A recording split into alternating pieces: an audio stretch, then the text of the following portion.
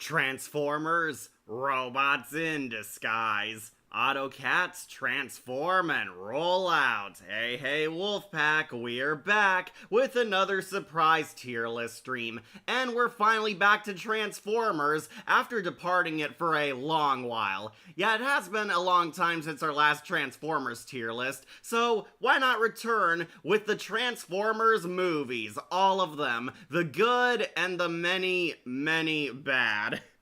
Hey, Kat. Hey, Christopher. See, we're doing another tier list. Yep, setting up right now, making sure I have everything all good. We're going to be ranking all the Transformers movies. Yes, all of them, all 10 of them. At least at the time of this tier list is released, there are 10 of them. Many of Michael Bay's abominations, but also some underrated animated movies here too. Yep, gonna be ranking all of the Transformers movies. This is another tier list I've been pondering doing, but I just had to rewatch all of them in order to do it. I love the Transformers, and believe me when I say, as a Transformers fan, there are some pretty bad movies in this franchise. The shows were definitely far superior. There are some good movies, as we will be going over all of them. Transformers 1 ended up being a surprise hit. However, we also will be ripping off the Band-Aid and going over and bashing all of Michael Bay's crap too. Transformers has kind of been all over the place when it comes to their theatrical releases, their movies. We do have some TV movies on here. The Predacons Rising movie made it on here, but we also have the first Transformers movie, the good one. We have all Michael Bay's movies, the Shia LaBeouf trilogy, the Mark Wahlberg duology, Bumblebee, and unfortunately Rise of the Beasts. Yeah, I got all the Transformers movies. I'll be ranking them up here on this tier list, ranking them from top best to bottom worst. So if this is your first ever tier list, we'll go over the basic rules. I'll be ranking every film and story down here, how I see them as good or bad, up here on this tier list. Up top we have the S tier. You've got the touch. This one, amazing. Definitely a badass Transformers movie, an epic, a great entry in this franchise, and we will actually be seeing some up here. But then underneath we have Just Prime. These ones, they're A material, they're good, they're golden, they did their job, they're definitely an entertaining movie. I might have a nitpick or two here or there with them, but I would definitely say they were fine Transformers movies. Then we have Beta Beast. These ones, the okay, the alright, they're passable, they're adequate Transformer movies. I think we might be seeing a lot of faces down here, but basically it's a basic okay Transformers entry. Nothing all that grand, but also nothing god-awful either. They definitely tried with the movie. Then we have Rookie Robot. These ones could have amounted to something great, but ended up being kind of C tier. Not all that great, not all that special. Probably not the worst thing you've ever seen, but definitely has a lot of problems and could use vast improvements and upgrades. Hey Kat, hey Light Jones, how would you think about a Transformers remake where it's just about trans people being able to transform into robots? Sounds like something Uwe Ball would do. Beta Beast Marathon. Alright, then we have Waspinator Week. These ones, plain bad, the duds, weak movies, not all that good. They're not the worst thing ever, but they're definitely not good entries, and we might be seeing a lot of the later sequels in here, but depending on how we feel, they might end up even lower. But yeah, basically a weak movie, just plain bad, not that good at all. Not so bad it destroys the franchise like some of the later sequels, but definitely not a good film. Then at rock bottom, we have Scrap. I believe that speaks for itself. The F tier, the 0s out of 10s, the rock bottom, the trash Transformer movies, and yes, a lot of Michael Bay's flicks will be down here. They are god-awful. They are scrap. What's a Transformer? Are they like Transmorphers? Kind of. Transformers are basically The Transformers are an entire race, a group of alien robots from the planet Cybertron. They're in an intergalactic war with an evil group of Transformers called the Decepticons. The heroes are the Autobots, led by Optimus Prime. He and his ragtag bunch of heroes are combating the evil, vicious Decepticons over the fate of their world, and unfortunately, Earth gets caught in the crossfire between these two galactic titans, fighting a war across space, basically. And a lot of the stories take place in varying areas during this great epic battle. Yeah, humanity's caught in the crossfire, and we find out aliens are real. The Transformers are robots in disguise. They transform into vehicles, objects, or sometimes animals in some cases, if you're familiar with the Beast Wars. The Autobots fled from Cybertron because, depending on what iteration you're following, Cybertron is usually dead. Their war destroyed their home planet, and they came here to Earth to start a new home, but the Decepticons followed, leading to reviving that intergalactic war that lasted 1,000 stellar cycles. I like the Dinobots. Yeah, they are pretty cool, except when Michael Bay wrote them. They did that Light Jones with the Transformers with Flash Gibbs. Never seen it then. Okay, so Transformers, it is actually a really awesome franchise, but the movies vary from person to person. We do have the original animated series movie, the 80s Transformers movie, the first theatrical movie the Transformers franchise ever had. Then we have, unfortunately, Michael Bay's saga. Michael Bay took the cartoon and made it live action. This was back when seeing your cartoons in live action was a huge deal back then, and the Transformers, the first movie was a big success. The following sequels, depending on who you ask, they vary from person to person, but it's unanimously agreed that the sequels got worse each passing entry. They had a revival with Bumblebee. It was finally a quality film and good again. Then we have some animated entries like the Transformers Prime, a show that was so good it got a movie finale, and Transformers 1 is the latest movie that came out. Everyone thought it was gonna suck because the marketing was god-awful, but it turned out to be pretty good. We'll talk about that more when we get to it, though. I grew up in the era of Beast Wars and onward. Me, I grew up around when Transformers Animated was on, and I grew up with Transformers Prime. Those two shows were so good they got me interested in the franchise as a whole. I discovered the 80s cartoon, watched Beast Wars just last year all the way through. I love the Cybertron games. War for Cybertron and Fall of Cybertron was one of my favorite games ever. Those games are awesome. They did for Transformers what the Arkhamverse did for Batman, basically. However, we are here to talk about the movies, and there's a lot of heavy opinions on the movies. Even the first animated one has its haters.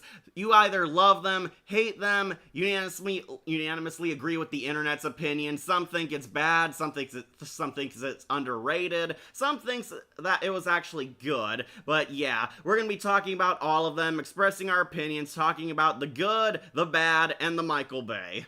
But let's finally start this tier list with the first ever Transformers movie, which wasn't the live action one, it was the animated one. The 80s Transformers the movie, and this one, going on, You've Got the Touch. Yeah, this one, pretty good. It is really good. It does have some criticism, mainly for how it handles Optimus Prime and the fan favorite Autobots, but I think the movie is pretty good. Hey, V Scorpio, glad you made it. If the 80s movie isn't top tier, I'm canceling you. Don't worry, Moonwing, we put it up top. The Transformers Prime movie was so good, and Transformers 1 was surprisingly good. It's what Michael Bay couldn't achieve. Exactly. How is everyone doing? We're fine. It's pretty hot, so I'm doing a shorter tier list instead of my longer ones, like the Six Ranger ones. I'm a sucker for the Unicron trilogy or Armada and those series with the anime, kind of like G1, but bringing it up to date for the 2000s. Is this back when they were able to fly like Superman for no reason? Yeah, it was. Okay, so Transformers was huge, even back then when it started. This is the movie of the 80s cartoon, the Generation 1 Transformers. Transformers was a huge hit in the 80s. The Autobots and Decepticons were everywhere. Kids loved the toys. They were giant killer robots that can transform into common everyday vehicles, a lot of great characters, a lot of interesting writing, and fun concepts for kids. They took what was basically a toy commercial show and turned it into this grand scales epic, a battle between titans style like Greek mythology story, and it is really good. The first show was good up until Rodimus Prime took over, but we're here to talk about the movie where that actually happened. Transformers G1 was such a massive hit, it of course got a movie, and that is this movie we're talking about now. We see the Transformers cartoon comes to the big screen. Once again, Autobots and Decepticons are at war, and this time the war gets very serious when Unicron enters the scene. Yep, this is the movie that introduces Unicron, voiced by the late, great Orson Welles in what was sadly his last film role ever, but talk about ending on a high note, because Unicron basically made media history after this movie. How does a lawnmower transformer sound? Sounds kinda funny, but it would probably be like a mini-con or mini-bot. Even the toys back then were better than the ones we have now. The amount of detail and complexity when assembling them was just legendary. Exactly. Optimus Prime's death in this is very sad. So, too bad Revenge of the Fallen failed miserably with his death in that. Yeah, we'll get to Michael Bay's piss-poor attempt at replicating it. Yeah, Unicron enters here, and Unicron is basically this big, universe-ending threat. Unicron is basically Transformers Galactus, a giant ancient being that eats planets. The movie pretty much sets the tone for the rest of the film. This was one of those 80s movies that scarred children for life type of movie, which is why it's so good. The movie opens up with Unicron murdering an entire planet of innocent, cute robot people. Yeah, Unicron comes in, he can transform into basically a Death Star, and he swallows this robot planet whole, killing everyone, showing you that he's going to be the looming threat throughout this film. However, we pick back up with Optimus and Megatron carrying out their war. The Decepticons have found out where the Autobot base is and plan to invade it, and basically there's a whole lot of death throughout this film. This is why the movie's such a huge hit with a lot of people. It has that classic R-rated edginess that you could get away with in a PG film. There's cussing, there's blood, and characters we've been following throughout the show and know in the franchise die horribly. Yeah, Ratchet dies, Ironhide gets shot in the head, a lot of Decepticons also meet their end here. This is oddly, I would say a bloody movie if you count the Transformers as people. A lot of Decepticons and Autobots die gruesomely, they're like blowing each other's brains out. We see Prowl dies, like melting his insides. He like gets shot in the torso and he's like leaking energon and his face melts off. Really gruesome stuff. The Decepticons successfully break into the Autobot city that's being built and try to destroy it, but Optimus comes in, voiced by the legendary Peter Cullen, and he does his famous speech, "Megatron must be stopped, no matter the cost." And we also have awesome music. It's 80s music, but the iconic one has to go to The Touch, the Stanley Bush song, which was a huge hit, and to this day, a lot of people still love and recognize it. Depends on the media, he's the Transformers Devil, the Chaos Bringer, and Cybertron's brother. Yeah, agree. Yeah, Unicron is introduced in this movie. He didn't have the super complex backstory yet. As far as we know, Unicron is this banished Transformer, and that's all the backstory he gets in this movie. He is a mysterious monster-level villain in this. He doesn't have his Transformers Prime backstory, where he's basically Transformers Satan, he's the devil to Primus's god, which I did find interesting, though I will say Orson Welles does a pretty good job. This was Orson Welles' last acting job, and he gives Unicron this deep, booming voice. He sounds very ominous and godlike, which made Unicron such a stellar villain character. Yeah, he is kind of Transformers Devil, too. I mean, look at his transformation. He's got the wings and horns and everything. Spike. Oh shit, what are we gonna do now? Yeah, there's cussing in this. They actually say shit and fuck in this movie. And I think Ultra Magnus also says, damn it. Okay, so the one negative I do have is this is where we introduce the new heroes and villains. Yeah, so quite infamously, this movie doesn't just kill off characters, it introduces a ton of replacements. The big one is Optimus Prime dies, and this entire movie's plot is finding the next Prime and killing Unicron before he makes his way to Earth and Cybertron. Yeah, they have to find a new Prime. We meet Hot Rod, who, as we all know, becomes Rodimus Prime. We meet Ultra Magnus. We meet, basically a character who's supposed to be Bulkhead, but they call him something else, like Springer or something. RC is also introduced in this movie. RC's a classic, really love her. And, unfortunately, Cup, my least favorite character, is also in this movie. Cup's like this R. Lee Ermey drill sergeant type of character, kind of a prototype to the classic Ratchet we all know and love. And as we all know, Megatron gets brutally injured. He does not necessarily win victoriously against Optimus Prime. Optimus gets fatally shot by Megatron. However, Megatron is brutally battered and beaten, and Soundwave takes him back, but Starscream decides we need to eject all our wounded and injured, and Starscream, being Starscream, of course uses this to his advantage, kicking out Megatron, but Megatron's too badass to die. Where he makes a bargain with the devil. Unicron finds him and all the dead Decepticons stranded in space, and Megatron becomes rebuilt as Galvatron. Yep, this is also where Galvatron comes into play. Galvatron is basically Unicron's herald. He vows and agrees to work for Unicron as his servant. This would be a plot point that would be repeated in a lot of later Transformers media, but I like Galvatron in the movie, not so much in the show. They got Leonard Nimoy, Mr. Spock, to voice Galvatron. Unfortunately, Frank Welker would not voice him until they got back to the TV series. Yeah, Judd Nelson plays Hot Rod. Bender from The Breakfast Club. Hi, Kat. Hey, Kira, glad you made it. Yeah, go away.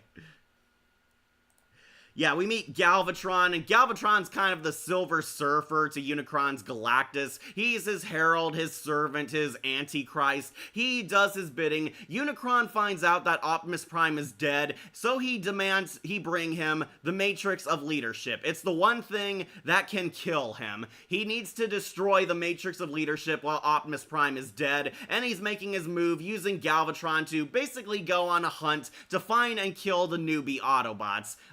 Spike grows up into adult and has his son, I believe Daniel. Unfortunately, we also meet Wheelie in this. Yeah, remember Wheelie, that annoying robot that Tom Kenny played in the movie? Yeah, Judd Nelson plays Hot Rod. I thought he was pretty good. Aw, shit, what are we gonna do now? The way Soundwave lets Starscream do that. Yeah, that was kind of weird. Soundwave saves Megatron. I won't leave you, Master. Then Starscream says, oh, we gotta get rid of our wounded. And Soundwave is like, yeah, okay. Dang. This Soundwave did not have the loyalty that Prime Soundwave has. Of course, it was also the same era as Gen 1 My Little Pony. Yeah, they were also fighting Satan in that. And he played Eon, Ben 10,000, Atomic X, in Omniverse. Ah, no wonder I don't remember him. Also the Guru and Phineas and Ferb. Yeah, Judd Nelson was Hot Rod. He's Bender from The Breakfast Club. This was back when Judd Nelson was a huge star. He did not return to the role again until Transformers Animated in what was essentially a cameo, but I think he did pretty good as Hot Rod. Hot Rod is basically the cocky hotshot who grows up. It's his coming of age story, his ascension to manhood, basically. He blames himself for Optimus Prime's death, and basically Hot Rod grows up, becomes a more mature warrior, and becomes the new Prime. Yeah, as we all know, Rodimus Prime is introduced in the climax of this movie. Big shock, Galvatron tries to betray Unicron using the Matrix of Leadership for himself, but Unicron points out, oh, you can't use it because you're not a Prime. Then he decides to punish Galvatron by eating his homeworld Cybertron, where the big badass climax takes place, and there's once again, a lot of death, a lot of destruction. Unicron, like, straight up wrecks buildings. There's allegedly a deleted scene where Shockwave gets killed here too. I heard it was deleted because it was too gruesome to show in the actual movie. Yeah, Scatman Crothers as Jazz, which was also sad because this was his final movie role too. Dan Gilvezine, known for playing Peter Parker's Spider-Man in the 80s animated Spider-Man show, and Spider-Man and his Amazing Friends, and Bumblebee in the G1 Transformers. Yeah, this was also Scatman Crothers' last performance in a movie too. He voiced Autobot Jazz, which kind of funny because Jazz is like the one Autobot who does not die, but tragically the voice actor did die in real life after this film. Rest in peace, Jazz. Okay, so basically leads to a big kaiju-sized fight. They do infiltrate Unicron's body like in Transformers Prime. They crash into him. Unicron is destroying everything, but Galvatron and Hot Rod fight over the Matrix's leadership. But Hot Rod realizes that the Matrix chose him to be the next Prime, where he becomes Rodimus Prime in his only badass moment ever in G1, where he kills Unicron and manages to defeat Galvatron. Galvatron's like shot away by the Matrix, and Unicron blows up and loses his head. Spoilers, it would turn out he was not dead because he comes back in like a later episode of the TV series, but yeah. He completes his Jedi training, becomes the new Prime, and saves both Cybertron and Earth from the evil Unicron. And yeah, the movie's pretty good. I do really like it. It's the one time the replacement team are actually badass in it, even though they are technically replacing all the classic Autobots and Decepticons, but it kind of grew on me. It's undoubtedly a good movie, very competent, and really dark and mature, especially coming off the heels of the G1 cartoon, which had a lot of goofy, ridiculous moments, like Unicron die and reform. I believe he comes back in the G1 TV show, like Unicron and Starscream's ghost are working together. Yeah, that was the one death that actually also made me sad. One, Optimus Prime's death is one of the saddest moments in cartoon history, but I also kind of felt sad that Starscream died. Starscream crowns himself the king of the Decepticons, but Galvatron shows up and basically one-shots him and he disintegrates to ash. It is a very hardcore and brutal kill. I think Starscream actually died worse than Optimus did. Megatron, is that you? Here's a hint. He like shoots him and he vaporizes into ash, decaying slowly. Yeah, really hardcore death scenes, but it did give us the King Starscream toy. This is bad comedy. We also meet his creator. Also, Unicron can't kill Galactus. Yeah, Death Battle did kind of show that. One of my favorite moments of this is the fight between the Decepticons for leadership. Yeah, the first special where they fight the Centaur Lord Tyrek, who will bring eternal night to all of the world. Yeah, that's the movie I'm remembering. And we also saw Scorpan in that. He was the king all along. I was the only one in my family who pronounced Unicron's name correctly, as my sister isn't even my parents called them Unicorn. Well, when they read the movie case, yeah, it looks like Unicorn. That's a common mistake. Even one of the dubs made that mistake. Unicron. Yeah, we also meet the creator. Yeah, the Quintessons, I believe, make a cameo in this. They're like a evil judge on a planet, and the Quintessons would turn out to be quintessential to the Transformers lore. They kind of get a side cameo in this. We do meet the creator of Unicron also, but he gets a expanded role in the TV show. Another DVD home release cut out the gore or cursing, did they? I'm sure you'll find a censored cut of this movie now. There's a lot of swearing, too. Like, Spike actually says, "Aw, shit." And Ultra Magnus also says "damn it" at one point. I very clearly heard him. Oh yeah, Eric Idle is also Retgar, which I found him a lot funnier than the other celebrity guest stars. The fun fact, Unicron was voiced by War of the Worlds as Orson Welles himself. Yeah, that was him. Orson Welles' last movie. Even in Transformers Prime, they have a character think they said unicorn? No, Unicron. Also, Lego Batman video game returns in 2026. Yeah, I saw the commercials. It's gonna be a love letter to everything Batman, the Nolan movies, the Burton movies, and the Arkhamverse. It looks pretty good. Alright, anyways, Transformers 1, it is epic. It is very underrated. It's one of those hardcore childhood trauma movies, but that's what made it fun. It was very badass. It made the Transformers very dark and mature, introduced a lot of great characters to this franchise as a whole. Galvatron, Unicron, and Rodimus Prime, who actually is cool in this movie, are actually very cool characters too. Very well developed, very entertaining, and of course, a lot of badass warfare action, which is what always made the Transformers fun. Yeah, the movie still holds up well. I say it's S tier, and honestly, I think we should consider this the series finale of the show, because when the Rodimus Prime took over as the main character in the cartoon, the quality really dropped. Love the quintessence in this, and Transformers 1 more better than what they were trying to build up to in Age of Extinction. Yeah, we'll get to that. Don't worry, Optimus Prime also doesn't stay dead. He comes back to life in the cartoon anyway. But yeah, still a hardcore movie. It's got the touch. Alright, now we're finally at Michael Bay's entries. Michael Bay's Transformers. And I know I'm gonna piss off a lot of people, but this movie, going on to Rookie Robot. Yeah, I wasn't a huge fan of this one. Even back then, when I was a kitten and first saw it in theaters, I was really bored. It's a super long movie, and there is way too much focus on Shia LaBeouf. This is the live-action Transformers movie, the first one. This was back when Michael Bay used to be considered a great director, and he was handed the Transformers property to make a dumb fun action movie. To Michael Bay's credit, this was back when he was famous for Bad Boys, which are actually good Michael Bay movies, so a lot of people had high hopes and high expectations that this film was going to be good.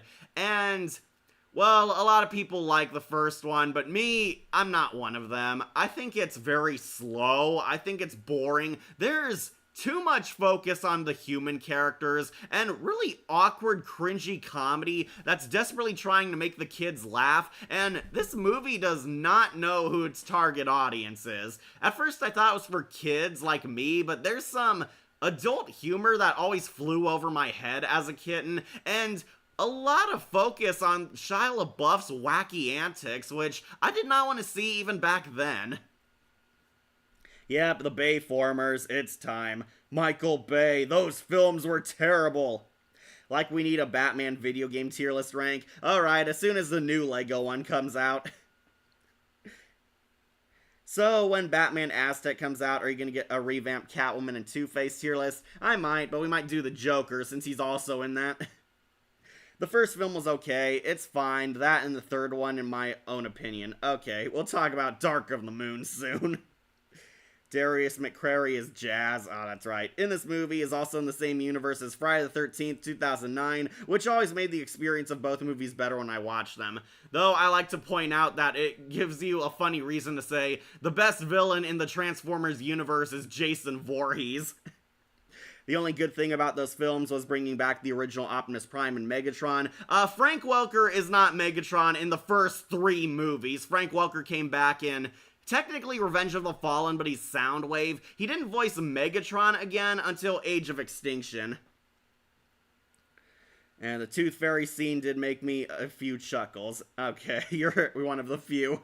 Just about everybody's critique about the Bayformers movie is it focused way too much on the human characters. Exactly. We're watching a Transformers movie, show us some Transformers. Exactly my point. The Autobots feel like side characters in their own movie. I'm not even joking when I tell you, it takes 40 to 50 minutes for Optimus Prime to show up.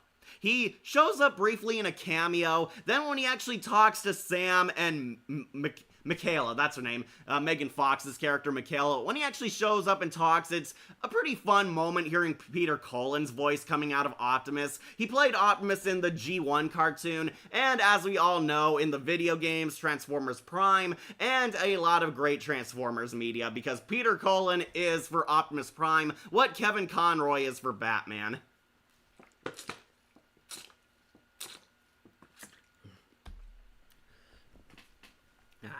keeping my waters to stay hydrated. Alright, so if you're curious about what this movie actually is or don't remember, it's basically an introduction to the Transformers universe. We experience this world through Shia LaBeouf's character, Sam Witwicky, who will be the worst character in Transformers ever. Sam Witwicky is kind of the stand-in for Spike Witwicky from the original cartoon. He buys a car that turns out to be an Autobot, and that car is Bumblebee.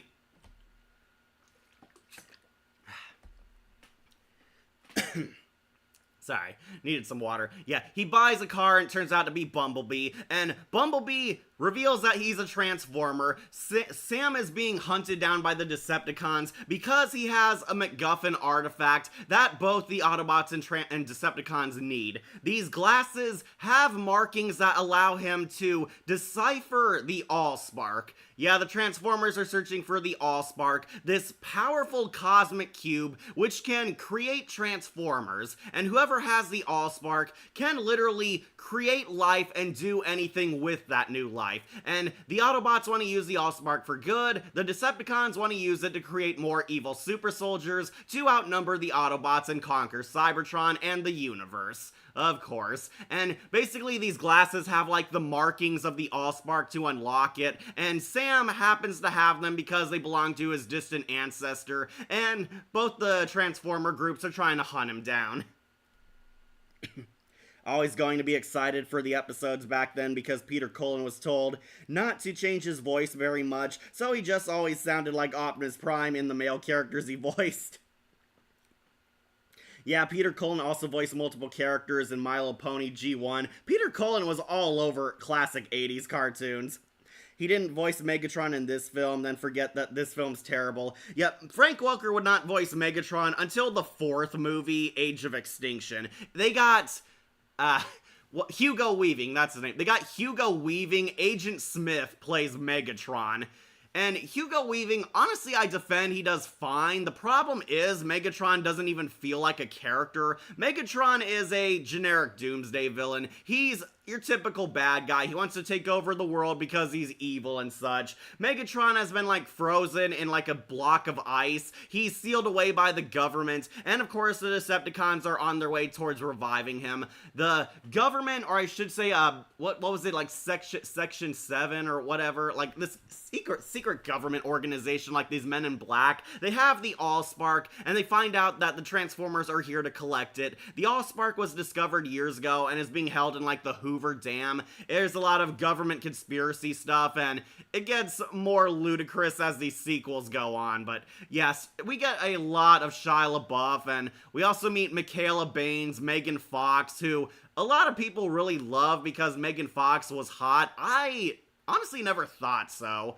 I've never found Megan Fox sexy. She is definitely not my type, and I was into like girls on Power Rangers. There's always something weird and creepy about Megan Fox. Like, she looked like a CGI effect herself, like very plastic, very fake, and honestly had these really creepy dead eyes. Yeah, Megan Fox is in the first two of these movies. They dump her by the third one because Megan Fox and Michael Bay got into a fight behind the scenes.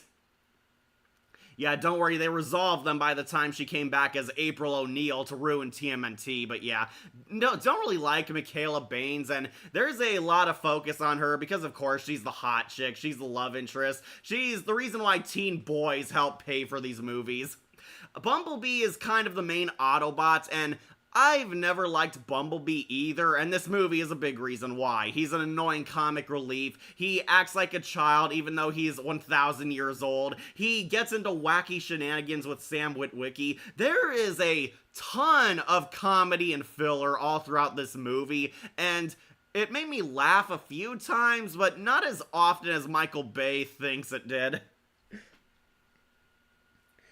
I mean, this came out when I was young, 14 or 15 years old, when the Bayformers were starting, so as a teen they were okay, but now that you're older, it's a mixed bag.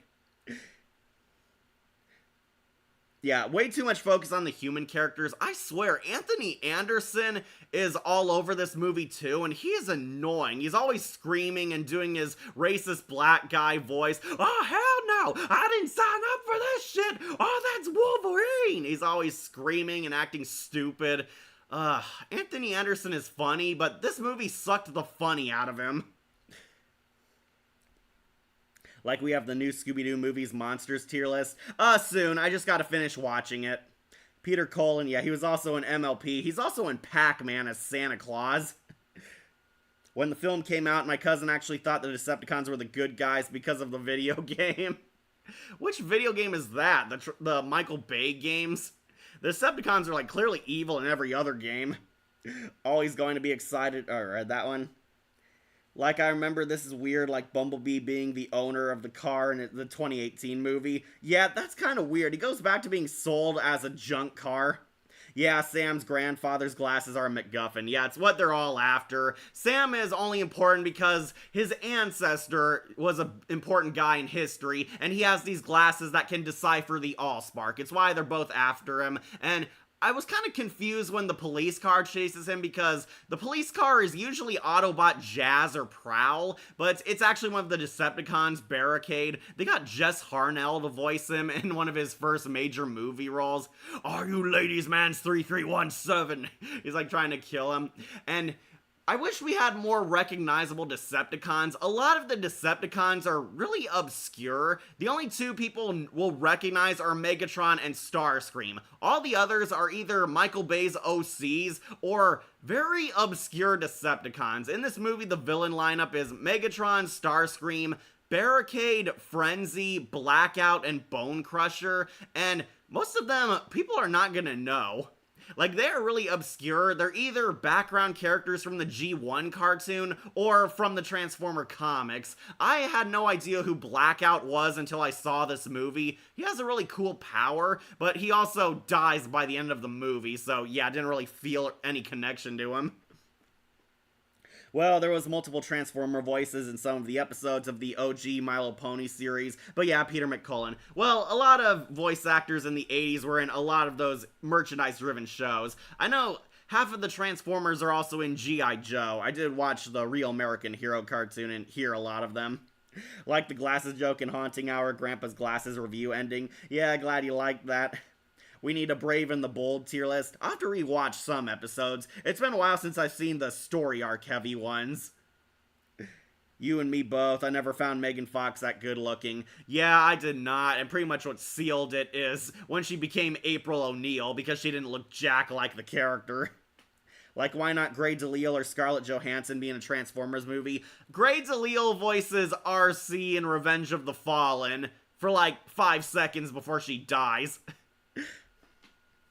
I never got the craze for Jessica Fox, or, you mean Megan Fox? She was never that hot, she just worked as Sam's girlfriend. Yeah, that's Megan Fox. I think the other girlfriend, Carly, was way hotter. Scorponok, oh that's right, Scorponok is there, a scorpion-like Decepticon and Blackout's minion, which is kind of weird because Scorponok's a Predacon, he's the scorpion one. Oh, yeah, I forgot, the military are also major characters in all of these movies, and okay, I like our fighting men and women. I respect our armed forces, but the military should not be defeating the Decepticons so easily. Like, this military guy, Commander Lennox and his group are being chased and stalked by Scorponok, and the regular-ass military soldiers and these Muslim militia guys are able to defeat a Decepticon. It's like, what? Aren't the military supposed to be, like, helpless and overpowered to show how badass the bad guys are in these movies? It's like, no, the military actually fully competent, fully capable of handling the Decepticons, which numerous times will make you ask why the hell isn't just the US military killing the Decepticons and not relying on the Autobots so much. Fun fact, Bumblebee is the only film in the franchise that got positive reviews, while the other films in the series get negative to mixed reviews. That does not surprise me at all. Yeah, he was Mahalik in Scary Movie 3. Anthony Anderson was funny in that one. Peter Cullen was also the voice of Mario from the 80s Donkey Kong cartoon, back when Donkey Kong was a circus gorilla who escaped. Well, I did not know that. I always thought it was Charles Martinet. And he was Monster Voices in Diablo 3, Frenzy, the Decepticon hacker, and Barricade's minion. I did kind of like Frenzy because we got to see a Minicon on screen, though I was kind of confused too because I thought this was Rumble, since he's like the only minion who's intelligent on Soundwave, who can speak and talk. No, it's Frenzy, who's the psychotic, evil, psycho killer one. He was kind of funny. He was the only Decepticon I really liked outside of, Megatron and Starscream.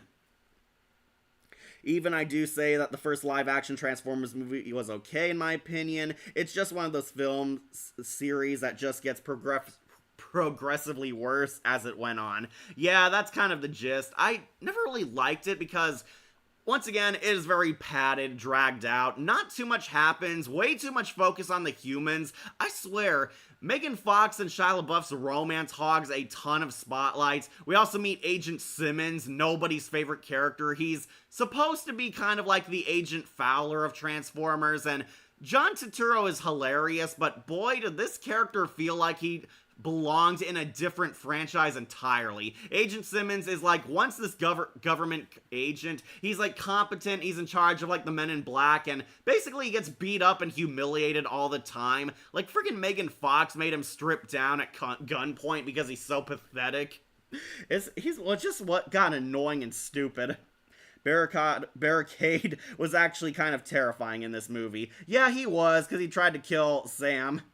Reno Wilson played Frenzy. Honestly, they could have gotten anyone to play him. He just, like, is talking in inane babble and psycho screams. Oh, yeah, along with Brawl, the tank top, although they call him Devastator in there until the second film. Yeah, Michael Bay's continuity will get so much worse.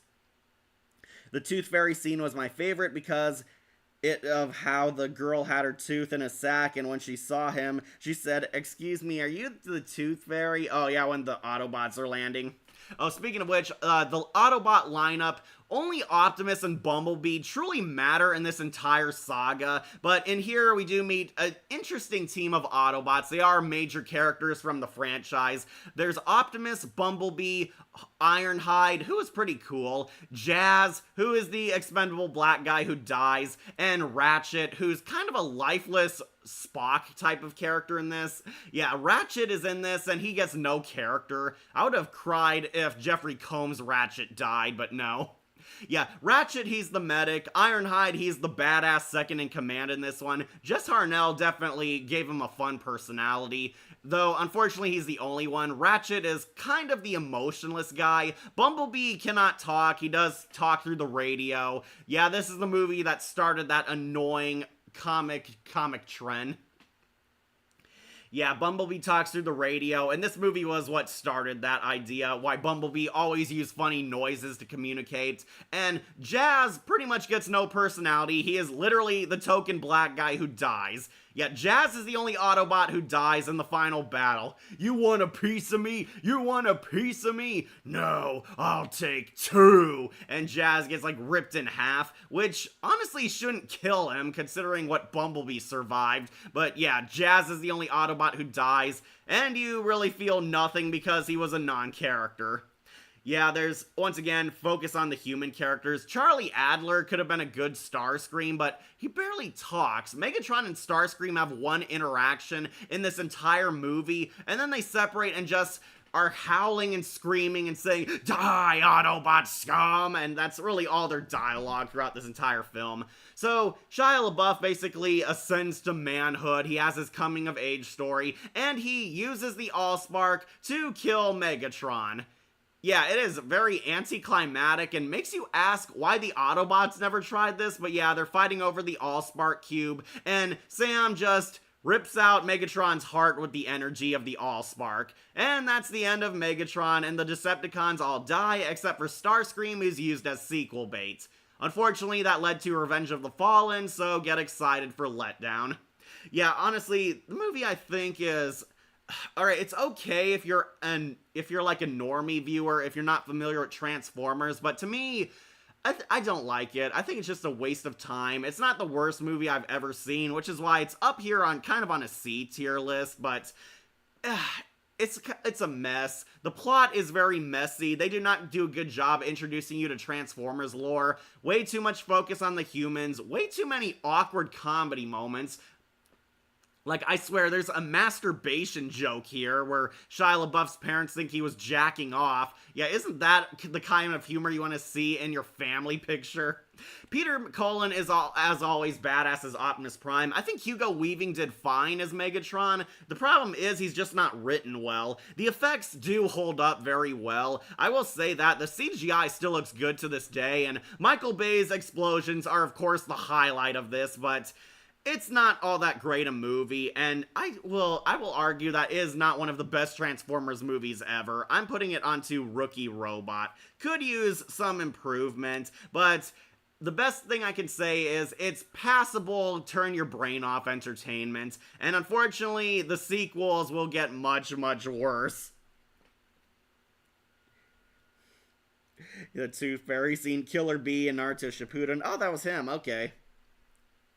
And Steve in The Prince of Bel-Air. I have to rewatch that.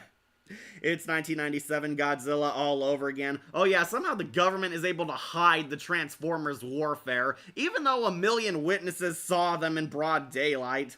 I watched the first 3 Transformers films with Shia LaBeouf, but then by the time the 4th came out, I grew tired and bored of Transformers, so I stopped watching Transformers and moved on to other stuff. That's how most people reacted. Like is funny, Don Murphy was initially planning a G.I. Joe film adaptation, but when the US launched the invasion of Iraq in 2003, Hasbro suggested adapting Transformers instead. Wow, that's really stupid, especially because they ended up making a G.I. Joe movie anyway. Like, we could have a G.I. Joe movie. We did get a G.I. Joe movie, Akira. It was called The Rise of Cobra. And I actually thought it was pretty good, but understandably, there were some who did not like it. Channing Tatum as Duke was the biggest miscast ever. The film had a product placement of Mountain Dew when the machine got transformed into a Decepticon. Yeah, the Mountain Dew machine was attacking random people. The worst part about this movie is it ultimately gets forgotten in the later films. Yeah, absolutely. Jazz needs to have his own movie. Absolutely agree. Jazz is awesome. He gets his own segment in the Fall of Cybertron game, so that made up for it. But Jazz, underrated character. This movie did not know how to use him, or any of the Autobots who aren't Optimus and Bumblebee. Yeah, I will tell you this right now, Optimus and Bumblebee are the only Autobots who matter in this entire franchise. All the others are there, they're expendable characters, or they're just there to please fans by seeing your favorite Autobot is there in the background. More like a good thing. Also, what I've done from Linkin Park is a catchy in a Michael Bay movie. Yeah, the soundtrack is good, but it's not any of Michael Bay's original music. Optimus Prime put in my chest and it will destroy it, but it might kill me in the process. And they use that to kill Megatron. Like, why James Gunn didn't do Transformers movies, or it's gonna be like Scooby-Doo movies. I think James Gunn is an acquired taste for humor. I don't trust him with Transformers. He feels like he should probably do like Jem and the Holograms. Oh, I'm sorry, X. Yeah, I showed you my tier list. Yeah, I saw it, James Loveland. Which I hope is the same. Probably not. Michael Bay's movie is on Robot Rookie. So far, the first movie's up top. But yeah, first movie, not my thing. I think it's a mess, but don't worry, it is miles better than what's coming up next. I don't know if I asked you this already, but you like Goosebumps and other R.L. Stine series had twist endings or happy endings. You did ask me that. I do like both. Despite coming out in that year that was in the simple fact that the first live-action Transformers film had better and more realistic CGI, that holds up to this very day as crazy. Yeah, to Michael Bay's credit, his CGI still looks pretty good to this very day. That's kind of why these movies did well, because the action and CGI do hold up. Michael Bay's good at directing action scenes, just not actual dramatic plot lines. Hard to believe this movie will be turning 20 years old, yep, in 2027. Still 2 years away, but yeah. Like if Christina V or Jeremy Lay got a Transformers role. I think Christina V was Windblade once. Do you want these two to voice character in Transformers? Yeah, they could do it. I like it better than the awful sequels. Yeah, getting to those. Just catch up on comments. See Akira about Linkin Park. That soundtrack is great. R.I.P. Chester Bennington. Agree, Christopher. Michael Bay is no longer directing, but still producing. Yeah, I was surprised. His name was attached to Transformers 1. I saw the end credits. That's a good sign. At least he's not directing again. Okay, so to wrap up the first movie, it's a rookie robot. It's C tier to me. Not the worst thing ever, but honestly kind of white noise to me.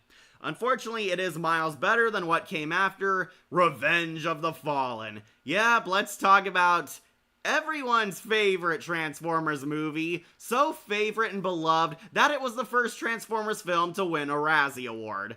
Revenge of the Fallen, yep, scrap. Are any of you shocked? Are any of you really surprised? This movie is bad. Like, even people who loved the first one hated this follow-up.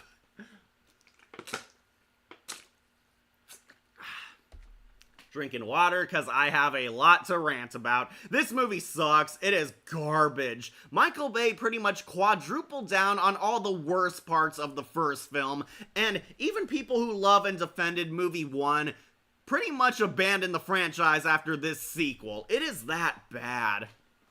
So, the Decepticons are at it again. Even though Megatron died, he comes back to life. Why? Because he's being summoned by the Fallen. We meet the Fallen, Megatronus Prime, voiced by the late, great Tony Todd. Yeah, I love you, Tony Todd, but you were much better as Dreadwing.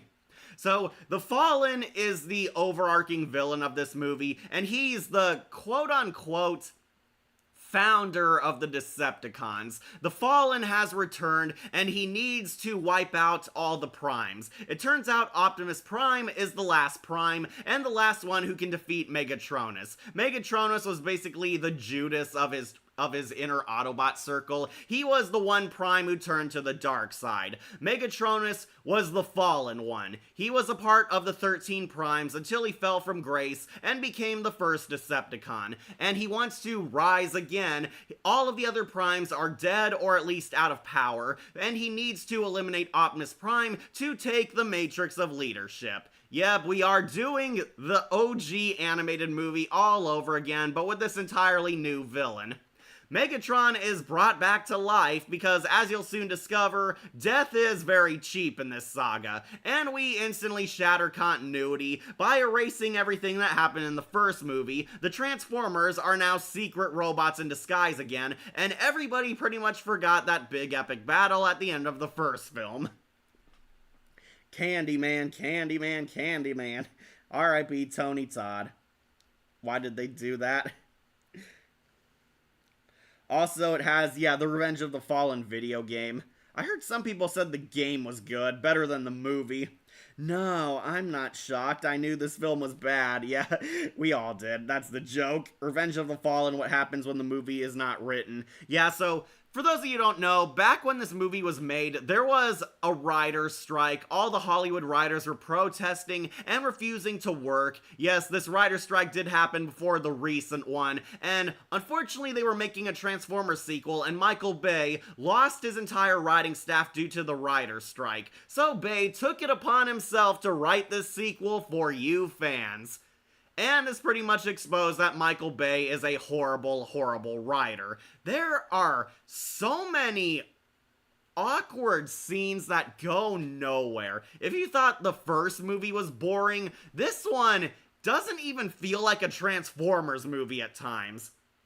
So, Shia LaBeouf, Sam Witwicky, is going off to college, and he decides he doesn't want Bumblebee to follow him. Yeah, this is where Sam became the worst character. He is a dick in this movie. He's like, I want to have a normal life now. I don't want you anymore, Bumblebee. And all I can think is, bitch, you have a best friend who's a transformer. Your car is also a badass cybernetic robot bodyguard. And you're like, nah, I don't want you anymore. Get lost, Bumblebee. Yeah, Sam is awful in this film. Sam's going off to college and basically severing ties completely with his old life. He wants to get away from his parents. Understandable. And he also has a lover spat with Megan Fox. Yeah, Michaela's back in this movie too. And their love story is as deep as a shallow puddle of water. It is not that compelling or dramatic. Michael Bay cannot write romance, and he did not learn after Pearl Harbor. And Megatron's brought back to life, and I do like this scene where they perform surgery on him. They rip out one of the Decepticon sparks to give it to him. I did like the Decepticon scalpel, the creepy little scorpion Minicon. I thought that guy was the funniest villain in this movie. At least he's not directing again. Yeah, thank goodness. Sorry, catch up on comments. Yeah, we do see Devastator in this. They had the giant 100-foot Constructicon Devastator, which doesn't look like how he was in the original. Yeah, Devastator kind of looked like a weird bulldog thing. Oh yeah, the Transformers also have testicles.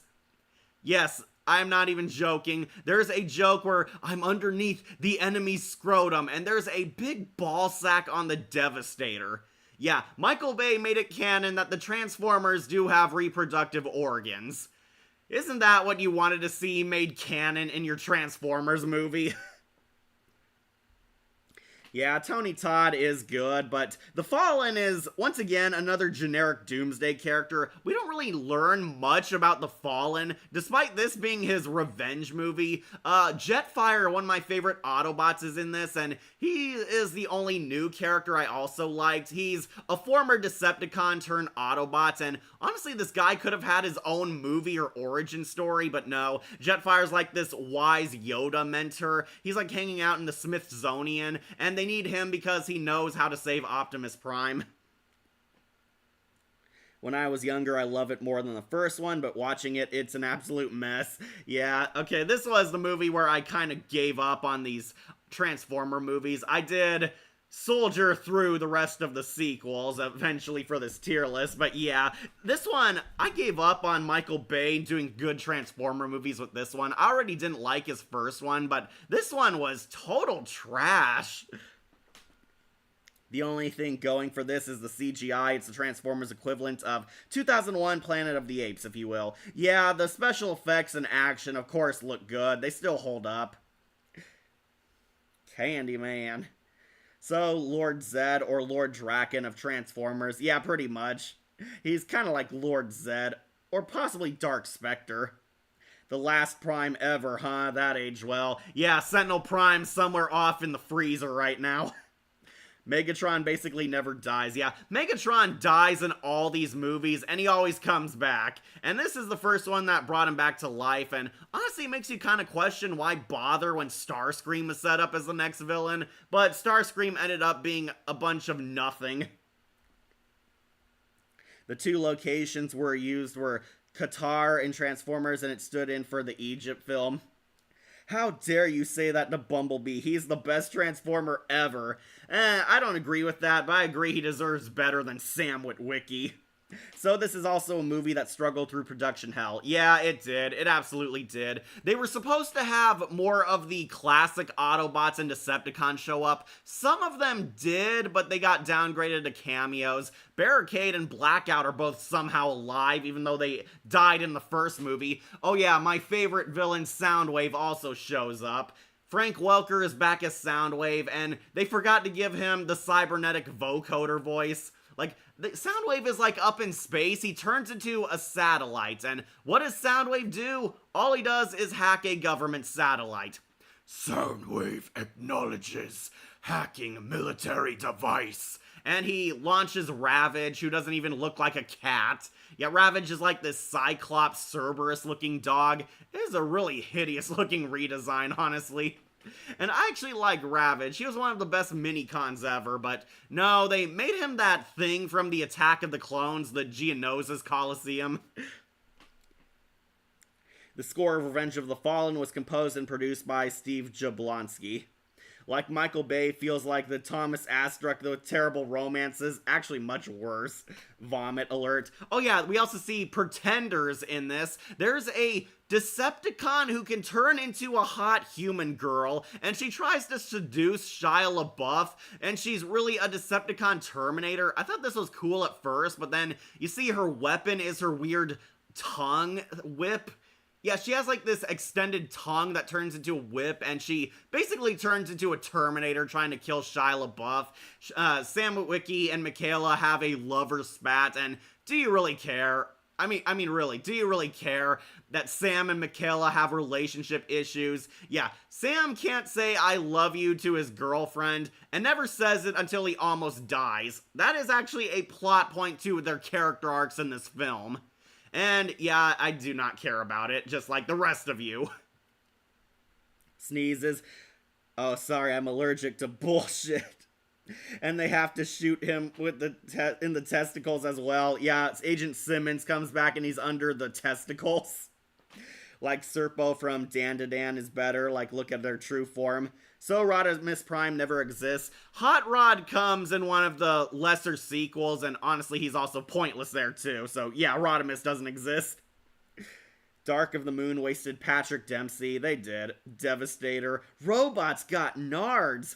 Ravage, a stealthy Jaguar-like Decepticon who transforms into a Cybertronian missile. Yeah, Tenaya 7 way better.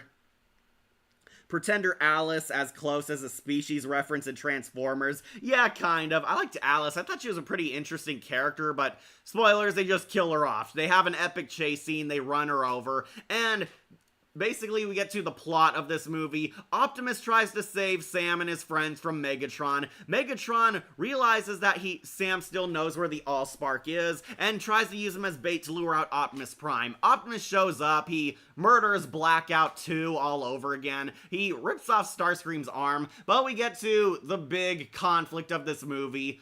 Optimus Prime dies. Yes, we are seriously doing this plot point from the first movie. Optimus Prime dies. He's like Halo assassinated in the back by Megatron, really pathetically too, but yeah, Optimus dies. It's this dead serious dramatic moment, and the movie is basically about bringing him back to life. Yes, really. The movie is basically killing off Optimus Prime, then going on a fetch quest to find a MacGuffin to revive Optimus back to life. That is the entire movie, and it pretty much destroyed what was good about the first movie. You kill off Optimus Prime just to bring him back to life. That's the entire conflict. The Fallen realizes the last Prime is dead, and he invades the Earth, broadcasting his presence worldwide, but don't worry, people will forget it by next movie. The Fallen is taking over the world, now that the Autobots lost their great leader, and now it seems they're gonna lose the war because Optimus is the only Autobot who is badass. So yeah, basically, they go on this big quest to find a MacGuffin that can save him. I believe it's the, what was it called? Like Unimatrix Zero or something like that. They're like going after something that was made by Alpha Trion, trying to find this MacGuffin artifact that can bring him back to life. And it's a ton of wacky shenanigans, side quests, chase scenes, and dumbass comedy. It's Sam Witwicky goes with Bumblebee, and oh yeah, everyone's favorite characters, Skids and Mudflap. Oh yeah, remember them people? Skids and Mudflap, the racist black stereotype Autobots. Nah, we ain't good at reading, yo. Let's gonna kick some Decepticon ass. Yeah, those stupid ghetto stereotypes, and pretty much what damaged Michael Bay's career because he looked like a racist with these characters. Yeah, Tom Kenny's in this. He's Skids and Wheelie. Wheelie, one of my least favorite characters ever. Wheelie's the evil mini-bot. Once again, I thought this was gonna be Rumble, but no, it's Wheelie and he falls in love with Michaela and humps her leg. Yeah, that's actually a joke in this movie. Can't believe Megan Fox left Transformers 3 for TMNT instead. Yeah, they were both Michael Bay bombs anyway. That was the weirdest part of the entire movie, but also amplified the critique that women characters in Transformers films are nothing but sex objects. Well, Michaela's not exactly a good girlfriend even when she's trying to help. Honestly, I thought Alice was actually a pretty cool character. She was very proactive. She tried to assassinate Sam. She just failed at it. Yeah, Skids and Mudflap are also in this movie, and they are the most hated Transformer characters ever. They are like the Jar Jar Binks of Transformers. That's how hated they are. They are like really racist black stereotypes, always talking in jive and slang, and yeah, they got Tom Kenny to voice one of them, so yeah, they did compare that to blackface, basically. Skids and Mudflap are annoying. That's plain and simple. They are annoying. They're not funny. They're always screaming and dropping stupid lines in what should be dead serious scenes. The one good thing, in my opinion, is making Sam a wanted man. Yeah, Sam's on the lam because the Fallen want Sam dead, and apparently the world is on hunting him down, even though you probably don't want to help this villain, but yeah, they're hunting down Sam. Sam, Mikaela, Wheelie, Skids, Mudflap, Bumblebee, and, oh yeah, Leo. Who's Leo? Sam's stupid, goofy college roommate. And Leo is so pointless in this movie that I kind of question why they even had him. Leo is like the funny comic relief sidekick to Sam Witwicky. He's the Hispanic guy who's always following Sam and Mikaela around. He loses his pants at one point, accidentally tasers himself, and is always crying in the back seat of Bumblebee. Yeah, remember Leo? He's the stupid comic relief who plays off of Agent Simmons. It turns out Agent Simmons knows what they're talking about and helps them find what can revive Optimus Prime, and Agent Simmons has become an even bigger loser than before. Turning gun gray and everything, just like Megatron from Transformers Prime reference from 2011. Yeah, whenever Transformers die, they lose their color. Depends, Dark of the Moon. Skids and Mudflap, who? Like, so cringe. Like, yeah, Skids and Mudflap, awful. Another critique of the live-action Transformers movies was the racial stereotypes of the Autobots. Yet Jazz was at least tolerable. Skids and Mudflap, very much racist stereotypes. Then we meet a French stereotype of Hot Rod, and what's his name? Drift is also like this yellow-faced Asian stereotype, and Deep Wang, everyone's other favorite character. Yeah, Michael Bay has a lot of racist jokes in these movies, and they didn't even hold up back then. Okay. Tweedledee and Tweedledum, Cybertronians, I don't know why they were in this, and they were supposed to be in the third one, and if you look close enough, their cars can be seen in the background of the Autobots in the base. Yeah, thank goodness they got demoted to side characters. Like, they are lame. Why is Leo even in this film? I don't know why. They brought Leo, and he's supposed to be like a part of the group. I guess he was supposed to be the Ron Weasley of the team, but Ron was actually useful to Harry Potter. I completely forgot about Leo. Yeah, everyone did. Leo Spitz, that's his name. He was Bakuto in the Defenders, yeah. So, no disrespect towards the actor, but the character is so pointless. He just gets into comic relief antics, and that's kind of the big problem I have with this movie. There is way too many scenes that go nowhere, drag on, and at times it doesn't even feel like a Transformers movie. We focus again on the humans, they get Agent Simmons, and it turns out they found this device. It's where else? In ancient Egypt. Yeah, the Transformers helped shape human history, and the pyramids happen to have a bunch of Cybertronian technology. Yeah, no joke, the Pyramid of Gaza and all the other pyramids, the tombs of Egypt, have Cybertronian technology. It has the MacGuffin they need to revive Optimus, but spoilers, it broke. Yeah, it broke apart. It like fizzles into ash. It's nothing. It expired over time. And Sam desperately collects the dust of this artifact because he believes it can work. He has faith that they can save Optimus. And by sheer coincidence, the Fallen's death machine is also in the Great Pyramid. He has this giant terraforming machine which will mutate the Earth into Cybertron. There is no build-up to this thing at all. The Fallen finally invades the Earth. They have the fight in Egypt, and we have a lot of desert shots because it was cheap to film there. The Autobots show up, they fight the Decepticons. I do believe a few of the Decepticons die. They brought Rampage from Beast Wars, and Ravage, he also dies, really brutally too. Yeah, a lot of Decepticon deaths in this one, and it is, at this point, it became very hard to recognize who's an Autobot or a Decepticon. Yeah, Revenge of the Fallen was the point where you kind of realize that it's very hard to distinguish who's an Autobot, who's a Decepticon, and which character is who. All of them are like pretty much black or gray, so it's very hard to see. It's like no wonder Optimus and Bumblebee are the main characters, because they're the only ones you recognize or have color. Yeah, they all show up, they have a big epic fight. Sam's parents were abducted and used as a bargaining chip for earlier, and honestly, they could have been written out of this movie too. Sam's parents are also useless characters. They're held as hostages for like 2 minutes, and Bumblebee saves them. Yeah, that's what they amounted to. So, big epic fight. Shia LaBeouf actually dies in my favorite scene. Megatron just shoots Sam Witwicky down. He dies, and we get the crowning moment of stupid. Sam Witwicky, a human, goes to robot heaven.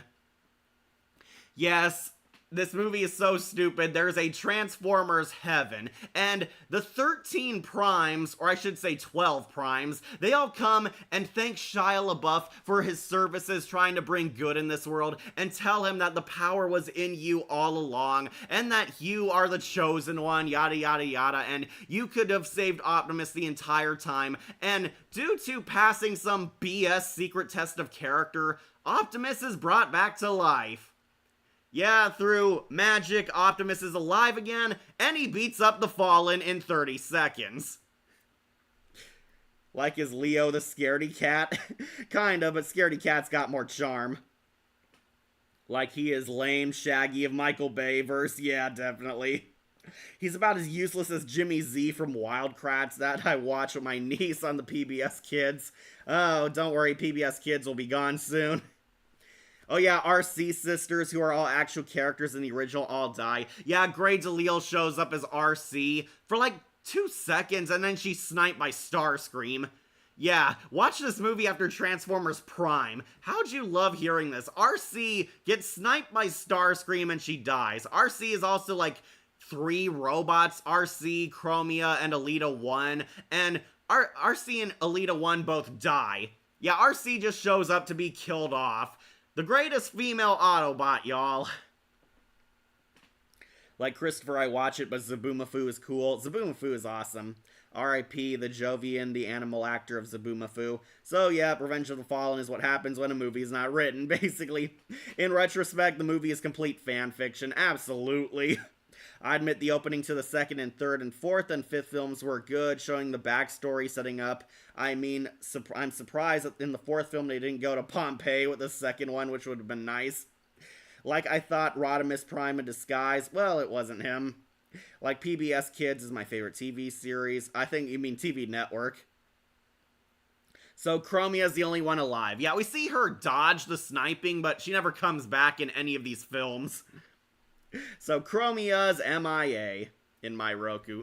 So yeah, after all this build-up, the Fallen just dies. Optimus Prime snaps back to life, gains a jetpack mode from Jetfire, sacrificing himself, or I should say donating his spark to Optimus, and yeah, we get flying Optimus Prime, his trailer turns into a jetpack, and he hilariously beats Megatron and the Fallen in under 1 minute. Yeah, Megatron gets a hole blasted in his face, we do see it in Dark of the Moon again, and the Fallen gets Punk killed. I rise, you fall. Give me your face. And yeah, he rips off the guy's face. Optimus Prime acting like Jason Voorhees here. Optimus rips off the Fallen's face and he dies pathetically. And that's pretty much the end of the movie. Everything's good now. Sam accepts that he is important in the Autobot war. He accepts his abnormal life like you give a crap. And he and Megan Fox hook up together. And the world is saved from the Fallen. And somehow the government will cover all this up for future sequels.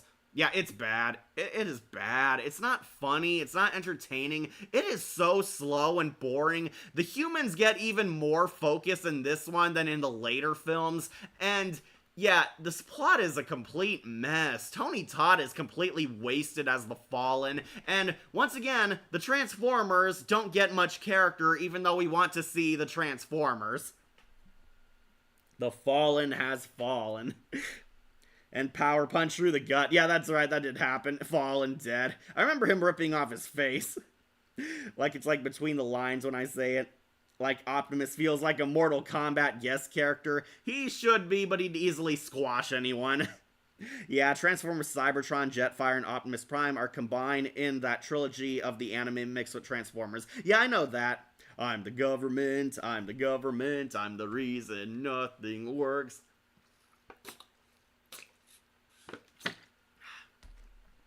Alright, wrapping up Revenge of the Fallen, it's bad. It's as bad as you remember. It was bad back then, and it's actually worse now. The CGI does look good in places, but the Autobot designs are just so hideous. Shia LaBeouf is the worst main character ever. A lot of cringe comedy moments, and even cringier attempts at being a serious drama. It definitely deserved to win its Razzie Award. This is where the franchise had fallen.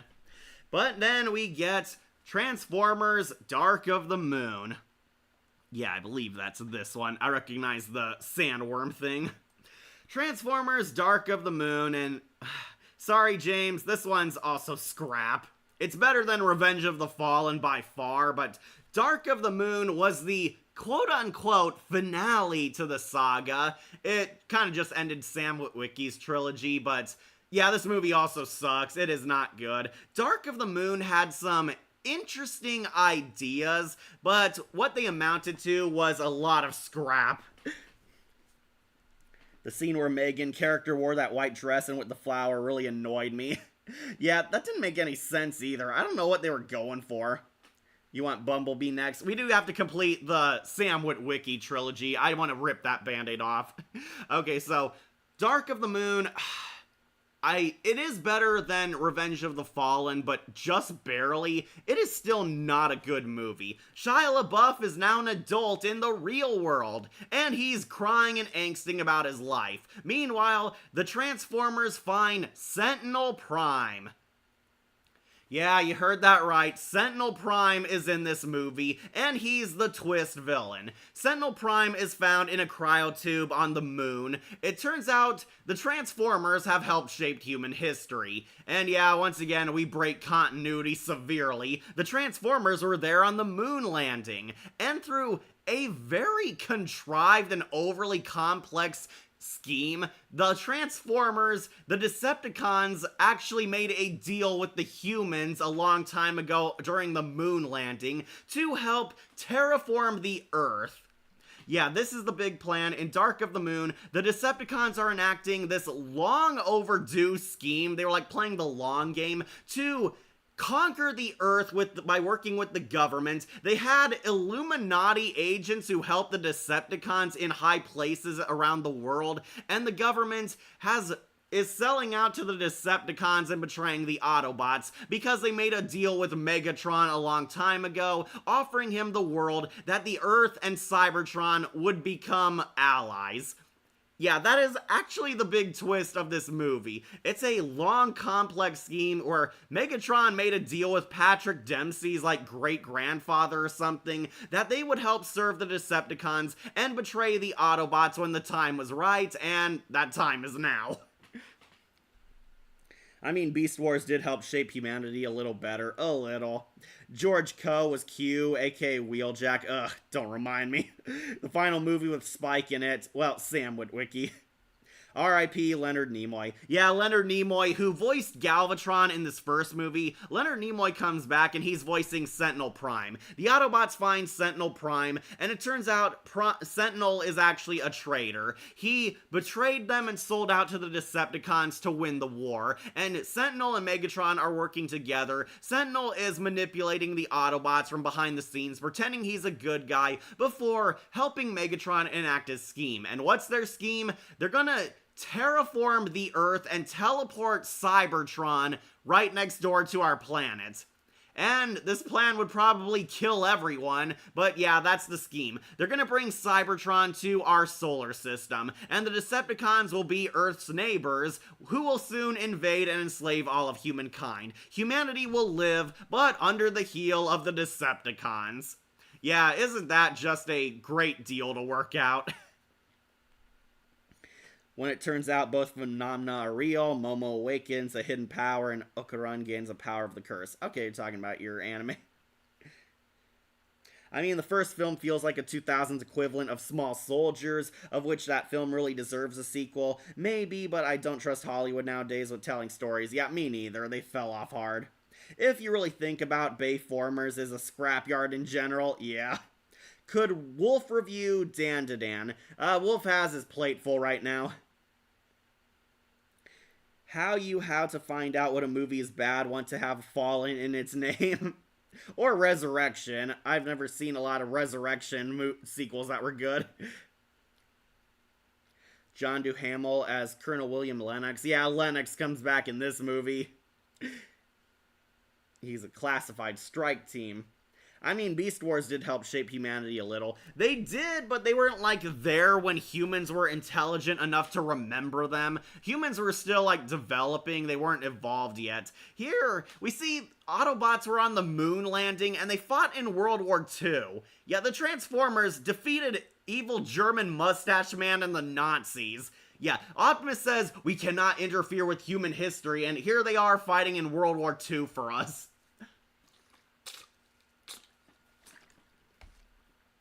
Sorry, catch up on comments. The final movie with Spike in it. Yeah, it thankfully was. We do see him make a cameo in another one.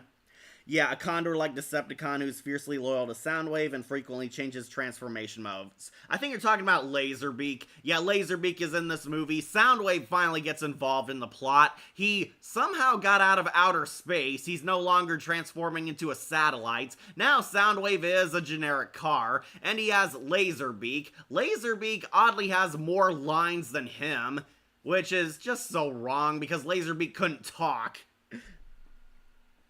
Crowbar, the leader of the Dreads, who transforms into a Black Police 2011. Despite fan rumors that Skids and Mudflap would appear in the film, Bay made a public $25,000 bet that the characters would not be seen in Dark of the Moon. They make a cameo, but that's about it. Have you heard of Wishmaster? I've heard of it, but I never actually watched it. Its production cost was reported $195 million, with the cost of 3D filming accounting a $30 million of the budget. Next is Marky Mark and the Funky Bunch meets the Transformers Part 1. Out of the 5 incarnations of Sentinel Prime, which do you prefer? G1, Animated, War for Cybertron, Dark of the Moon, or Transformers 1? Okay, that is a pretty tough one. I might have to go at Transformers 1 because he felt like a compelling antagonist. Transformers Animated tried to give him character. He was supposed to be built up as a villain, but they never went anywhere with that. And in War for Cybertron, he pretty much just dies. Filming was delayed on September 2nd, 2010, when Extra was seriously injured during a stunt in the Hammond, Indiana. Due to failed weld, a steel cable snapped from the car, being towed, and hit the Extra's car, damaging her skull. Ouch. The Extra, identified as Gabriela Cedillo, had to undergo brain surgery. Oh, I hope she's alright. I'm glad you like the movie a little better than Revenge of the Fallen, because I personally couldn't stand this movie. To me, I feel like it was the most convoluted one, even though it had a good climax. Yeah, that's pretty much the best thing people say about this. The final battle, where Sentinel Prime reveals himself, the Autobots come back, and the Decepticons have their final fight. Well, I say final fight, but yeah, the final stand. That's the part everybody praises. Unfortunately, all the events getting to there, not very good. Once again, way too much focus on the humans. Shia LaBeouf is like trying to find a job, and there's so much time dedicated to this stupid subplot. Shia LaBeouf decides that he wants to be special now, but everybody's treating him like he's normal. Basically the polar opposite of what he undergoes in Revenge of the Fallen. We meet a bunch of new Autobots and Decepticons. They are actually major characters from the franchise, but don't really do much. My favorite Decepticon, Soundwave, is here. He pretty much does nothing and then gets punk killed. Laserbeak's in this, and he's like a spy Decepticon. He's cool at first. He's going around killing people, but he also kind of ends up getting killed anticlimactically. Oh yeah, Starscream dies in this movie. Yeah, Charlie Adler, the worst Starscream, gets killed by Shia LaBeouf. Yeah, really, Sam Witwicky kills Starscream by shooting a grappling hook in his head and attaching like a bomb stick to it, like dynamite or something, and it blows Starscream's head off. Worst Starscream ever. Megatron is back, played for the last time by Hugo Weaving. Megatron's now this washed up loser who gets his villain groove back, and Megatron effectively gets emasculated by Sentinel Prime. In Carly's words, "You're Sentinel Prime's bitch." Yeah, that accurately describes how far Megatron's fallen. Yeah, Megatron is basically Sentinel Prime's whipping boy, because Sentinel Prime is the true main villain of this. Shockwave is also in this movie, and he doesn't really do anything except die.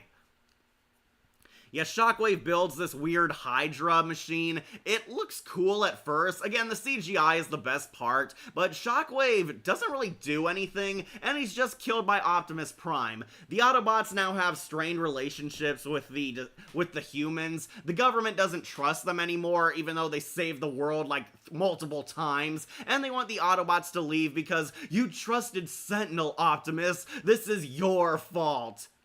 Yeah, and he's also the only one who can save you and fix this mess, you ungrateful bitch. Yeah, the Autobots basically get exiled in this movie, and it is so stupid. This made sense in the cartoon because the Decepticons were pretending they were heroes, but no, the Autobots get exiled and take a rocket ship to leave Earth like they're being deported or something, and we're actually tricked into thinking that the Autobots were killed. Starscream tries to snipe them out, and did any of you buy this? Like, no, really, do any of you buy that the Autobots, all of them, were killed in a sabotage rocket ship? Yeah, Optimus and the Autobots quote-unquote die. Spoilers, are perfectly fine, but in one of the worst moments of this movie, and trust me, that's saying a lot, Optimus and the Autobots actually stand back and kick back while humans in Chicago are being killed. And Optimus has his big hero moment where he shows up to save some civilians and he says, "At last, your people will see that peace with the Decepticons is impossible." This implies that the Autobots were actually standing back and willingly allowing the Decepticons to genocide people to prove a point. Yeah, it's one of Optimus Prime's worst moments, I swear. Yeah, he and the Autobots just stood back, faking their deaths, and allowed the Decepticons to almost take over just to show the governments that, yeah, we're right, the Decepticons are evil, you're fools for ditching us. And yeah, it is another out-of-character moment for Optimus. This is the movie where I think Optimus is at his worst. Optimus is not like his traditional counterpart. He's a lot more bloodthirsty, harsh, cruel, and kind of self-righteous. Marky Mark and the Funky Bunch, next one. I did not think that all the Autobots died, yet nobody did. Oh shit, or what are we gonna do now? Agree. Like, they treat the Autobots get exiled and the Decepticons. Why is it that in superhero movies, the police or government figures are the ones who have problems with the heroes instead of the villains? Yeah, that always drives me nuts. It's like, okay, you think the heroes are bad? Do you think life is gonna be better with the villains? Also, Dark of the Moon have a twist villain. Yeah, they do. Realized it gone the wrong way until it collided with the Bumblebee Camaro. Okay, that was the accident. Alright.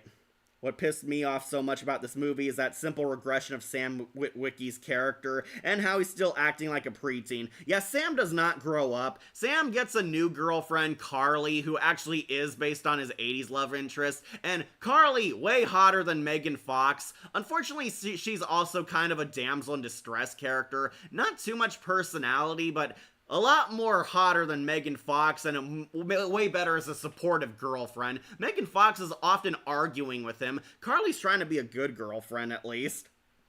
I love the dreads in this, very cool design for new characters for the film. Very great chase scene, especially for the first time watchers. Yeah, the Wreckers. Wreckers, kill him. So basically, both sides are bad because leaving someone to die is the same as killing them. Yeah, pretty much. By the way, Michael Bay movies are set in the alternate universe where Buddy accepted his human best friend moving on. Don't worry, Buddy found somebody else. Carly's actress is not an actress. Yeah, she's actually like a model. She's a model, yeah, that's right. Like danger-prone Daphne of Transformers, pretty much. The girlfriend, not a good actress, but she was hotter than Megan Fox, and yeah, basically she's now the love of Sam's life. And yes, there is a stupid love triangle plot in this movie. Sam is afraid he's losing his girlfriend Carly to Patrick Dempsey's character Dylan. Dylan, I believe is his name. Dylan is a lot more handsome, smarter, successful, and is this evil CEO. But in this bizarre out-of-nowhere twist, the rival boyfriend, Dylan, is the one working with the Decepticons. Yeah, isn't that just so contrived and random? Dylan is a human villain in the Transformers movie, and he sold out humanity to save his own sorry hide by working with Megatron and Sentinel Prime, and Shia LaBeouf actually gets a fight scene with him.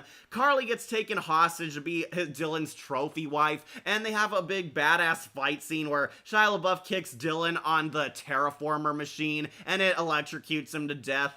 I would call this a badass Sam Witwicky scene, but he spent most of the film being a whiny crybaby that just felt unearned. Oh yeah, Wheeljack also dies very pathetically. He's executed, crying and begging for his life. Yeah, I'm sure all you Transformers Prime fans really love that. Yeah, I did not like how they treated Wheeljack. He's this Albert Einstein knockoff, which is pretty cool, but then they just kill him like a pathetic loser. So, a lot of characters die. Ironhide dies. He's betrayed by Sentinel Prime.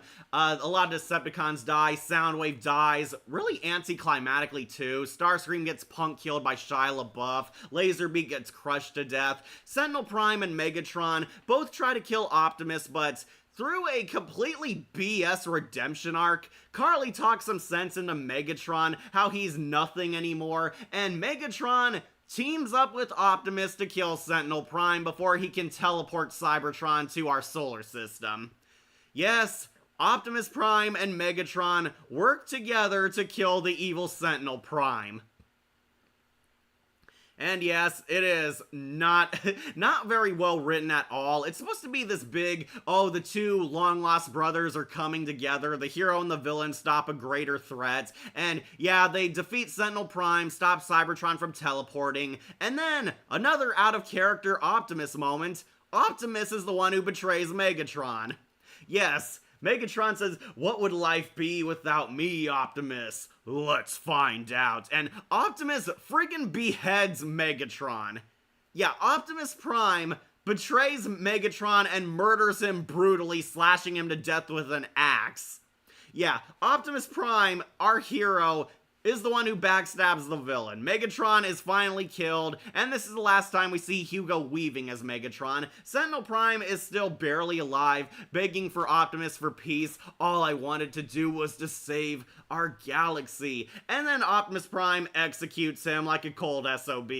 Yeah, Optimus Prime also executes Sentinel Prime, shooting him straight in the head, like a complete villain. The fight scene between Sam and Dylan is the same as Eddie versus that guy from Venom movie, Carlton Drake, I believe is his name. Was it? Okay. Wasn't Sideshow Bob the villain in Age of Extinction? Yes, he is. We'll be getting to that. Like it sucks, Michael Bay. Like I rather watch the cartoon version of this. Yeah, this plot was also lifted from the cartoon. Legend has it Shia LaBeouf went senile after this movie. Yeah, after this he got his Just Do It. So, like, Megatron and Optimus are frenemies, like Transformers Freaky Friday. Like, Megatron needs a better movie. Yeah, he does.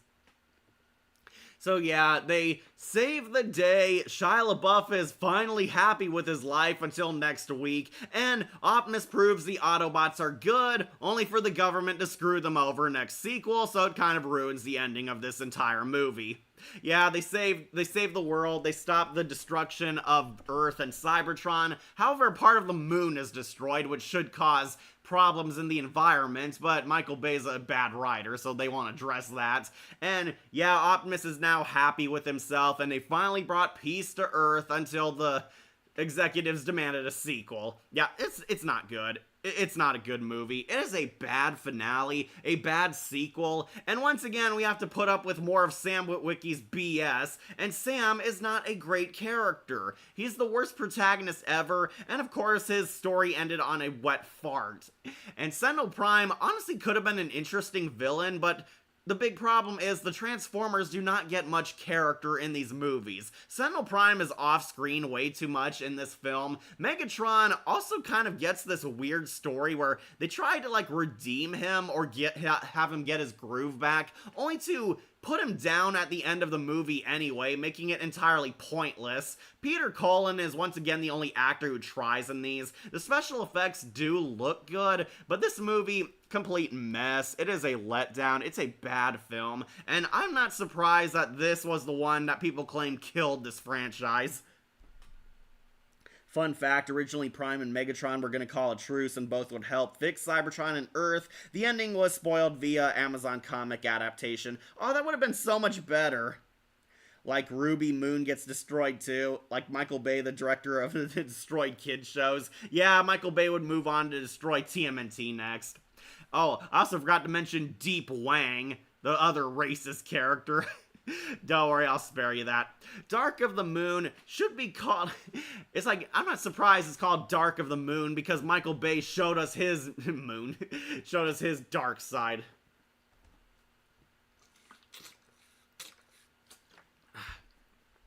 Yeah, Dark of the Moon might as well be called Full Moon because Michael Bay just showed us a bunch of ass. Yeah, that's the joke. Alright, so it's a bad movie. Do not watch it. Dark of the Moon is total scrap. It's just barely better than Revenge of the Fallen. But speaking of which, while we're on the hate train, let's do Age of Extinction. And this one, actually the bottom one, this one is garbage too.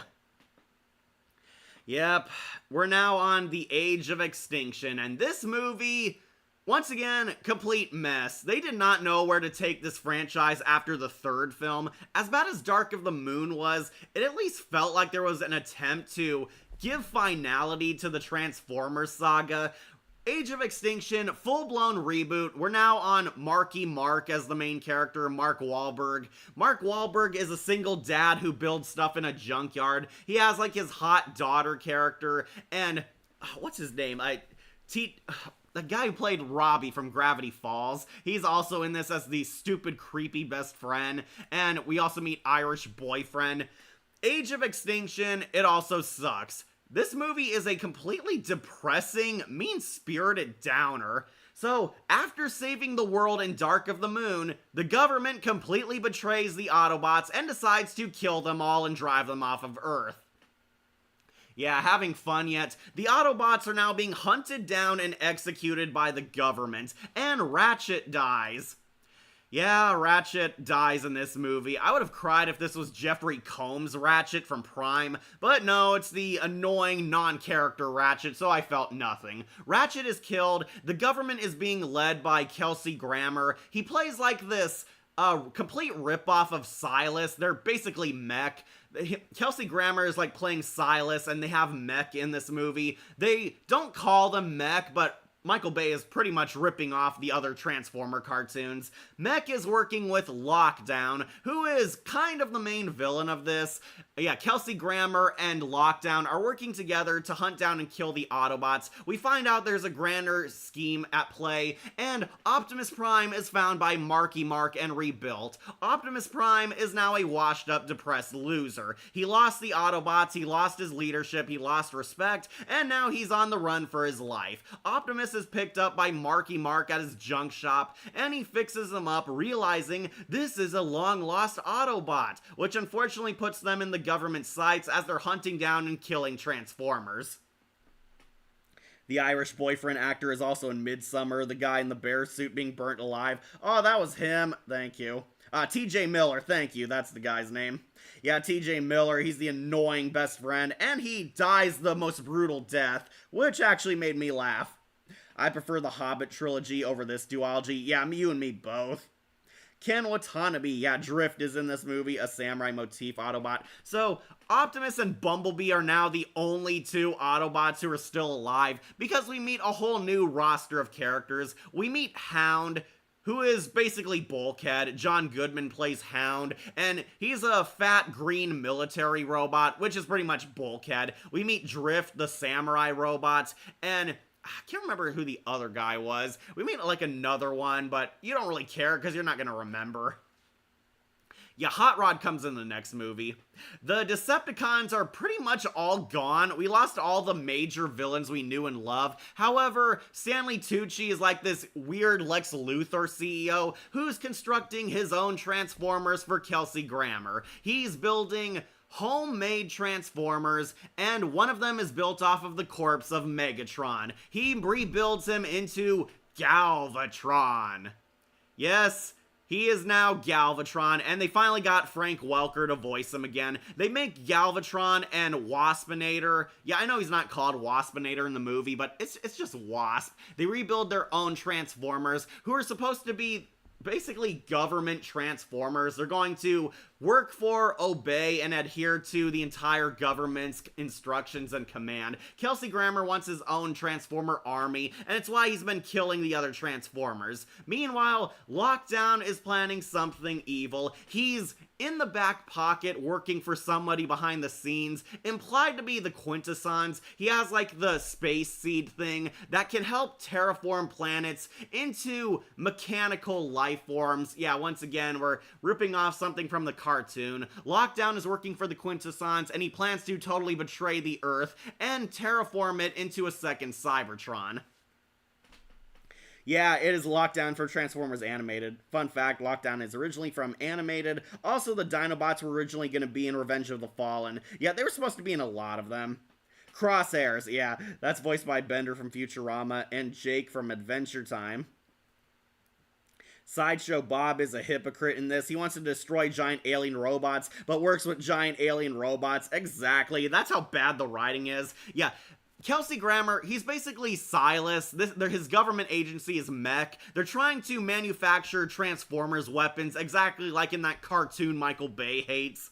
And he hates the alien robots, but he's working with them. And yeah, he's working with Lockdown, because Lockdown is a Transformers bounty hunter. Since we're also ripping off Transformers Animated while we're at it, Lockdown could have been a cool villain because he was in Animated, but here, kind of another generic Doomsday villain. He wants to destroy the world because he's paid to do it. We're teasing the Quintessons are out there, but don't get your hopes up. It is a whole nother 3 hours of padding. This movie is painfully long. That's why I think it's worse than Revenge of the Fallen. It is long. It drags scenes out forever. Once again, too much focus on the humans. Yeah, recognizing a pattern yet.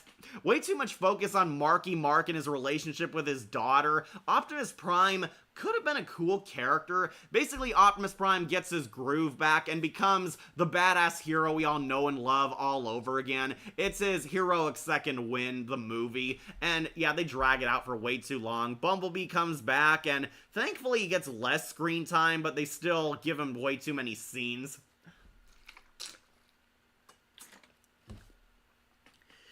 The Decepticons might as well not be the main villains. Kelsey Grammer is like all over this film, and Lockdown technically is the main villain, but he gets no personality, no backstory, and he's pretty much a hired gun. Galvatron is kind of a side villain. Yeah, they got Frank Welker back, and he's Galvatron now, and he has that cool nanotechnology transformation. He can like turn into an armored car. He doesn't need to transform like how our usual Transformers do. Optimus Prime is, of course, the best character in this because it's Peter Cullen's Optimus Prime. He's a lot more likable here than he was in the last movie, but Marky Mark gets way too much focus, and basically it's his stories like accepting his daughter and learning to let her go. Irish Boyfriend, I completely forget is even in this movie. And yeah, Stanley Tucci's also in this, even though he was in the last movie, and weirdly this guy doesn't really get much development or an end to his arc. The only scene that made me feel something was when Optimus Prime was awakened and he's shouting, "I'll kill you all! No, Sam, run!"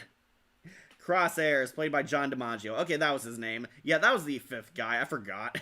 Honestly, can you blame me? A lot of the characters don't really matter in this. Once again, it's an Optimus and Bumblebee movie. Lockdown is there, but doesn't really have that much presence or gravitas. And, oh yeah, if you're curious, he transforms into a gun.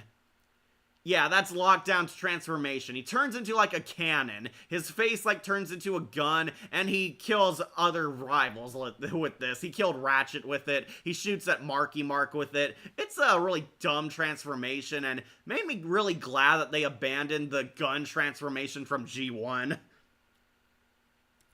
I swear the Cemetery Wind introduction to the Yeager family is just basically Mel Gibson's The Patriot was sped up for the 2010s. Yeah, that kind of is. Dino Fury and Dino Thunder is better. Way better. Ken Watanabe also played Dr. Ishiro Shizawa in Godzilla. Which you prefer, Marky Mark's duology or 2001 Planet of the Apes? Planet of the Apes, because at least it'll end faster than the two 4-hour movies. If you think this one's worse than Dark of the Moon, I think you already know it's coming for The Last Knights. Yeah, we'll get there. Lieutenant Hida Yoshida and Detective Pikachu. Transformers The Last Knight, they pull the same thing, but they did it in the first Transformers. They pull the same thing they did in the first one. Bumblebee can talk again, somehow. The Dinobots got not enough screen time. Yeah, I'm getting to that. The Dinobots were supposed to be the big selling point of this movie. They are in everything, including the posters. Watch like a trailer on YouTube, and you'll see the Dinobots are hyped up heavily. Surprise, they only get 10 to 15 minutes of screen time at the end of the movie. Yeah, you have to sit through a 3-hour film for the Dinobots to show up in the final battle. Grimlock, Snarl, Swoop, and the Sludge or whatever. Yeah, all the Dinobots show up at the last 15 minutes. Yeah, isn't that so fun that you have to sit through 3 hours of nothing until you're seeing the Dinobots at the end? Oh, and they don't even talk or transform. They stay in their dinosaur form the entire time. Where are the Dinobots? They're test subjects aboard Lockdown's ship. Yeah, Lockdown isn't just a bounty hunter, he's also a poacher. He like collects these weird transformer animals, and we do see the Dinobots are on there. I did kind of like the stupid bots, those weird bug-eyed minion drone things. Yeah, remember that? Those things were really creepy and it kind of surprised me. Yeah, the stupid drones, that's literally what they're called. I did not come up with that name. Yeah, the stupid drones, those weird bug-eyed crab droid looking things. I actually did kind of like them. Lockdown has like battle droids basically, and I'm 100% sure they are the leftover effects from the prequel movies of Star Wars. He's cut in half. The infamous Romeo and Juliet law. Yeah, he's cut in half. Yeah, the Dinobots didn't get enough screen time. Yeah, Galvatron is basically the T-3000 from Genesis all over again. Genesis? Oh yeah, the Irish Boyfriend also carries around these papers to show that he's legally allowed to date Marky Mark's daughter. It's so cringy and uncomfortable, and basically Michael Bay telling the audience that, yeah, don't worry, he's not a pedophile, this is not creepy, but the fact that he, like, carries these papers on him to show that to people, really weird and uncomfortable anyway. The Romeo and Juliet line. Oh yeah, TJ Miller also dies. This actually did impress me. Like, Lockdown throws these grenades and he gets turned into like a metal skeleton. That was actually a pretty cool effect. Once again, the effects are the only good things, even in these bad movies. They do look good, and I could say the action is a lot cleaner than in the last few films, but not enough to make me say that this is a good movie as a whole. At the Nickelodeon Kids' Choice Awards, Marky Mark, who stars in the film, hosted the event. That does not surprise me.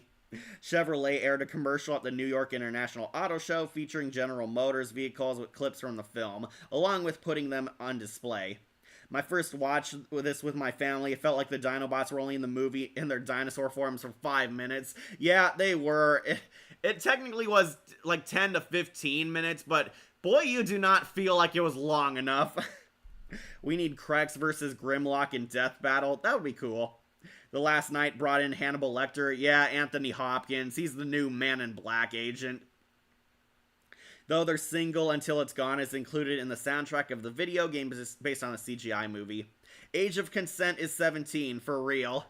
Yeah, that was Irish Boyfriend always reminding them of that. Yeah, I know it's real, but that didn't take away it's uncomfortable how he has to show those to people at every chance he gets.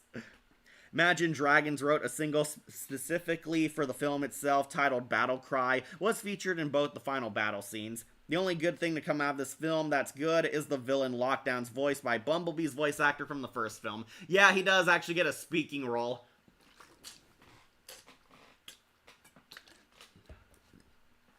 Though, there is one interaction I do like in this. Optimus is fighting Galvatron, and we finally get to hear Frank Welker speak. And this is easily the most badass interaction here. You can't best me. You have no soul. That is why I have no fear. Yeah, that line is actually pretty awesome. You have no soul. That is why I have no fear. Yeah, that's actually a pretty cool Frank Welker line. I think Welker's voice really sells it. Yeah, Galvatron's kind of a side villain. He's there. Silas / Kelsey Grammer is using him to hunt down and kill Optimus. They manage to kill Kelsey Grammer. Galvatron breaks free of his programming and remembers who he is. Galvatron actually escapes, vowing revenge, and his return will not make sense in the next sequel. But yeah, Lockdown fights him on his spaceship. He's defeated. Optimus and Bumblebee and Marky Mark work together, and they save the Earth from being destroyed by the stupid space seed. And I guess Autobots and the government are cool now. Kelsey Grammer actually dies getting shot. Yeah, I think he's shot by Optimus Prime. Optimus Prime kills his first human, and he feels nothing about it. Yeah, this should have been a big deal, but no, Kelsey Grammer dies. There goes Sideshow Bob, and I guess that puts an end to his mech organization. Yeah, the government is now cool with Optimus Prime, apologize for that whole killing him thing, and the Autobots are once again accepted. And yeah, Marky Mark lives happily ever after, lets his daughter go off with Irish Boyfriend, and Optimus decides to take the fight to the Quintessons. We are hyping up the Quintessons exist in this universe, and giving you sequel bait for the god-awful sequel happening next. And the Dinobots barely did anything. Yeah, Age of Extinction, it sucks. This one's bad, man. This one is garbage. It's not only bad, it's boring. It is so slow, meandering, unfunny, unfocused, and Optimus Prime feels like he didn't undergo much of a character arc at all. I do not like it. They removed all my favorite Decepticons. Galvatron is fine, but barely present, and Lockdown feels like a downgrade from his animated counterparts. This is a bad one. No wonder it's called Age of Extinction, because this franchise is extinct. Like, Optimus Prime just kills people, but he's just like Batman. Yeah, that's why I kind of hated it. Don't forget about OreoBot. Oh, I wanted to forget about him now that you reminded me. Yeah, there's an Oreo robot transformer because they were trying to sell the Transformers to brand companies, which is stupid. Because Hasbro. Who else but Hasbro? Yeah, Rainbow Dash makes a cameo. It's one of their test subjects. They have a Transformer and it turns into a Rainbow Dash because Hasbro owns the movie. Lockdown feels like Mechanicat. Kind of does, but our Mechanicat died a well-deserved death. Also, the Decepticons aren't actually Transformers, they're AI-controlled things. Yeah, they're not really even Decepticons. Galvatron technically is because he's Megatron, but yeah, they don't really get much character. They're all just mindless drones serving Kelsey Grammer. Yeah, Lockdown could have been a cool villain like he is in animated, but they didn't do anything with him. That's the big problem. They don't do anything with these characters because Michael Bay is focused on the stupid human antics. Yeah, Age of Extinction sucks, but let's mercifully end Michael Bay's control with The Last Knight. And, yep, this one, the worst. This one also going into scrap. Let's finally rip the band-aid off with the final Michael Bay directed Transformers movie. Until we get that reboot in the future. This was supposed to be Michael Bay's last Transformer movie. And he saved the worst for last because it is total crap. Yeah, this one, another mess. It pretty much rips off a whole bunch of plot points from the last few films. Basically, we meet the Quintessons. We finally meet the Quintessons, and they completely abandon their evil plan from Age of Extinction. They wanted to use the space seed to terraform Earth into a second Cybertron. Now we find out Earth actually has Unicron. Yeah, we are ripping off Transformers Prime's plot point. Unicron is the Earth's core in this movie's universe. Unicron is buried underneath the Earth, and Quintessa wants to revive Unicron and destroy that planet, where she will have control over Optimus and Unicron. After that badass scene where Optimus flies off into space and Age of Extinction's ending, he ends up getting punk killed and brainwashed by Quintessa. Yeah, Optimus gets beat up easily by the Quintessons, and Quintessa brainwashes Optimus to be evil. And this is the big selling point of the movie. Optimus is the main antagonist. Optimus is brainwashed into being the villain. He's really serving Quintessa. He's a puppet, being forced to work for her, and Quintessa needs Optimus to collect a whole bunch of MacGuffins to fulfill her evil plan. And Galvatron comes back, and now he's Megatron with no explanation whatsoever. Yeah, I'm not even kidding. There is no explanation. Galvatron is now Megatron, Frank Welker's voicing him, and somehow he got that stupid bucket helmet on him. It's a really stupid change, and they never explain it. Marky Mark is back. They finally got rid of the daughter and Irish boyfriend. Marky Mark is now trying to build a life of his own, and he has a love interest in this movie. Marky Mark basically gets his groove back, and he falls with an archaeologist girl. They find out Transformers influence human culture since the medieval ages. Yeah, the Transformers were there during the Knights of the Round Table and King Arthur's time. And apparently King Arthur's sword is one of the weapons that they need to revive Unicron. The rescue bots are safe from Michael Bay for now. The Last Knight. Also, the daughter played Katara in the 2010 Avatar movie. She has not had a good career then. Like, The Last Knight, Lamborghini. Yeah, Hot Rod's in this movie. Once again, a whole new roster of characters, and you do not feel anything for any of them by this point. Optimus is now the villain, so the Autobots are led by Bumblebee. We meet Bumblebee, Hound, Drift, and Crosshairs all over again, and I don't really feel anything for these characters because they're not the Autobots I really like. And speaking of which, the Decepticons are all complete OCs. We meet Megatron's new crew, who are all a bunch of expendable idiots. One of them is like Shockwave's fanboy, which I thought was a cool idea, but they get no character. They're basically cannon fodder. Megatron gets his badass crew, and they all get these Grand Theft Auto intros, and all they do is die. They're just cannon fodder there to be killed.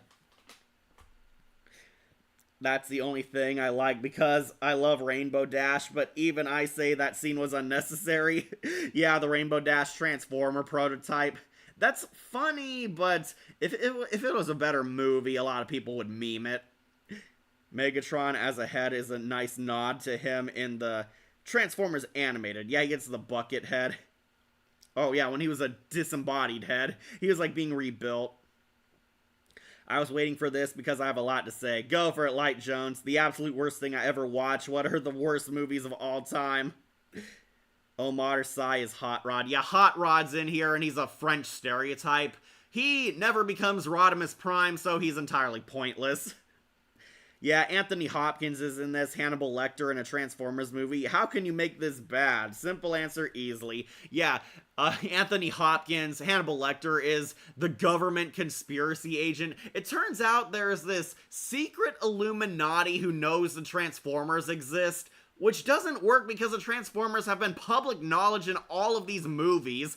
Yeah, Anthony Hopkins is like the head of this secret Illuminati, and we do see Sam Witwicky as a photograph cameos.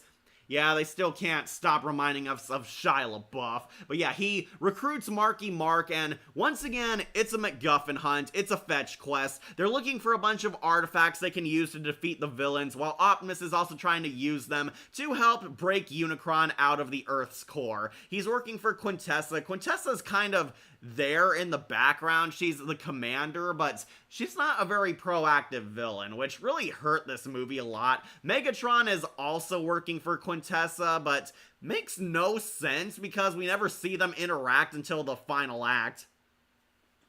A lot of dumb jokes, a lot of stupid chase scenes, a lot of white noise action. Marky Mark and the humans once again get way too much focus. There's actually a stupid subplot about a little girl helping a Transformer refugee escape from being bombarded by the government, and yeah, this goes nowhere. The Transformer she's trying to help just gets killed, and the little girl is like adopted by Marky Mark and helps save the day.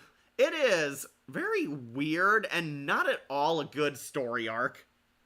So now we're gonna rip off the Suicide Squad. Exactly. J. Jonah Jameson to the Bayformers movies. They're crap, mega crap.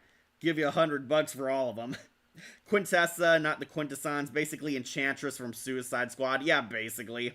Basically, none of the movies before this one happened. Yeah, exactly. They retcon everything. Transformers continuity is so broken, and The Last Knight pretty much sealed the deal that there was no repairing it.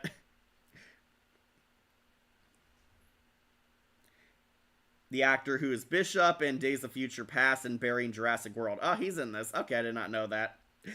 Nice foreshadowing from Crosshairs from Age of Extinction, brainwashing for the next film before they ride into battle with the Dinobots. Oh yeah, the Dinobots also cameo in this for like 5 seconds and they don't show up ever again. So basically it's another fetch quest, a lot of MacGuffin hunting. Marky Mark falls in love with this hot archaeologist girl. They get way too much focus and oddly a lot of uncomfortable sex jokes in this family picture. Michael Bay wastes time going to a lot of European places. Apparently Agent Simmons moved to Cuba, and Cuba is like a safe zone for the Autobots. Yeah, really, that's actually a plot point in this movie. Cuba became a sanctuary for Transformers because the Americans didn't want them. Fidel Castro was willing to give them sanctuary. These movies are stupid. This is weird, like the Darkstalkers OVA is better. Oh, it is much better than this. Nitro Zeus, apparently supposed to be Shockwave's brother. Yeah, that would have been interesting if they did anything with him. I see Morgan from Darkstalkers as my waifu, since Morgan is a lot of people's waifu. I prefer Felicia. The pacing is so bad, there's no breathing room in my head, heard it during the movie's second act. Yeah, they rush a lot of plot, then slow down, a lot of padding, a lot of pointless stupid stuff. Anthony Hopkins is like a cringe, hipster old man, trying to be cool and down with the kids, and yeah, Hopkins should not have been in this movie, but I'm pretty sure his grandkids wanted him to be in it. There's like this dumb robot butler who looks like Ultron. A lot of characters who do not matter in this movie, and a lot of random stuff that doesn't make any sense. Michael Bay pretty much just stopped trying by this point. This, of course, all leads to a big badass fight scene. Optimus fights Bumblebee, and I kid you not, how do they save Optimus from his brainwashing? Bumblebee talks to him for the first time and tells Optimus he loves him. He saves Optimus Prime with the power of friendship.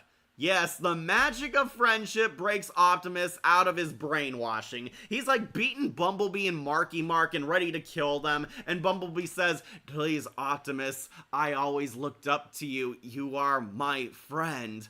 And Optimus is redeemed by the magic of friendship. The brainwashing completely washes off when he talks. "Bumblebee, I haven't heard you use your voice since the war." Did you forget that he talked at the end of the first movie? Yeah, that scene was stupid, and this whole scene is cringe. Optimus realizes that he's been helping the villains, and finally turns against them. They beat up Megatron, and Quintessa is punk-killed easily. Bumblebee just shoots her in the back. Sting like a bee. Line was stupid, and her death scene was even stupider. Yeah, all this build-up that Quintessa's super OP, she's like the Enchantress of Transformers, and she's just shot in the back, and falls to her death.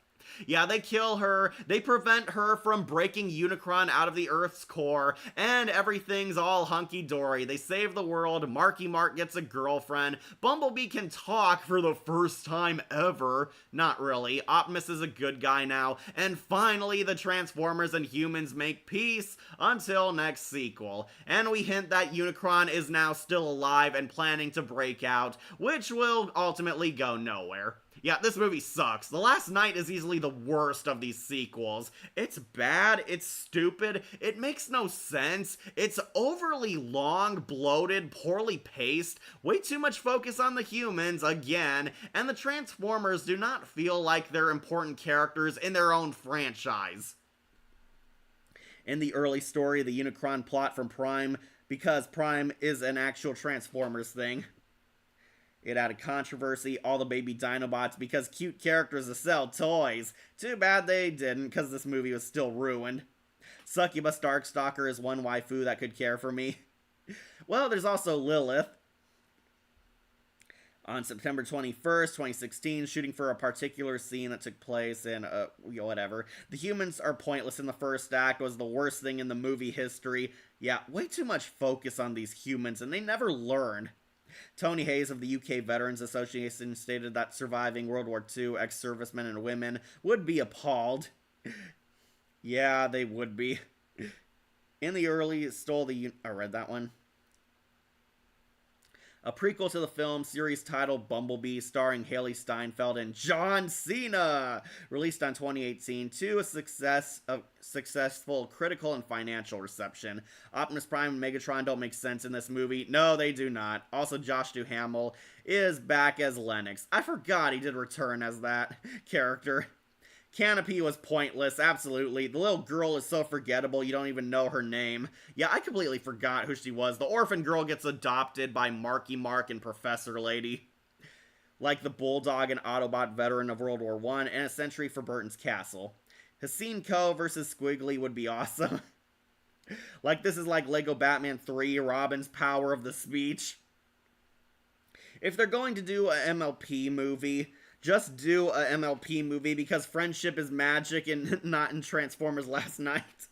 Quintessa is not dead, she's still alive. Oh, she is? I remember she got shot in the back and fell, acting like she was dead. Yeah, it was nice to bring back Barricade from the third film, even though he was dead, although we never get to see a fight scene between Bee and him outside of the marketing for the Japanese.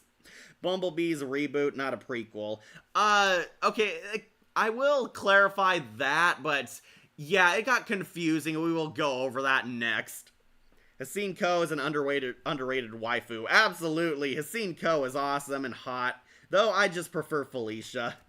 A lot of people prefer Morgan, but Hassan Co underrated too.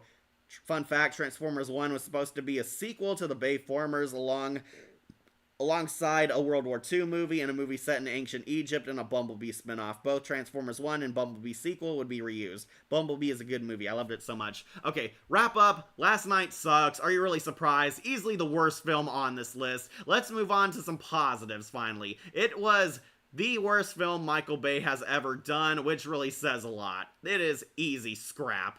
But then the franchise tried to turn around with a prequel, and that is Bumblebee. Finally, you guys got a good live-action Transformers movie. Alright, so I might upset some people, but Bumblebee going on to just Prime. Yeah, I know, there's going to be a ton who are going to hate me that it's not S tier, but I thought it was fine. I thought it was fine. It was okay. It's miles better than what came before. I think it's because this film actually had effort, and the director McKnight actually was a fan of Transformers, unlike Michael Bay. I think the Bumblebee movie is just prime. It has some good moments, but I think people do overlook its bad moments too.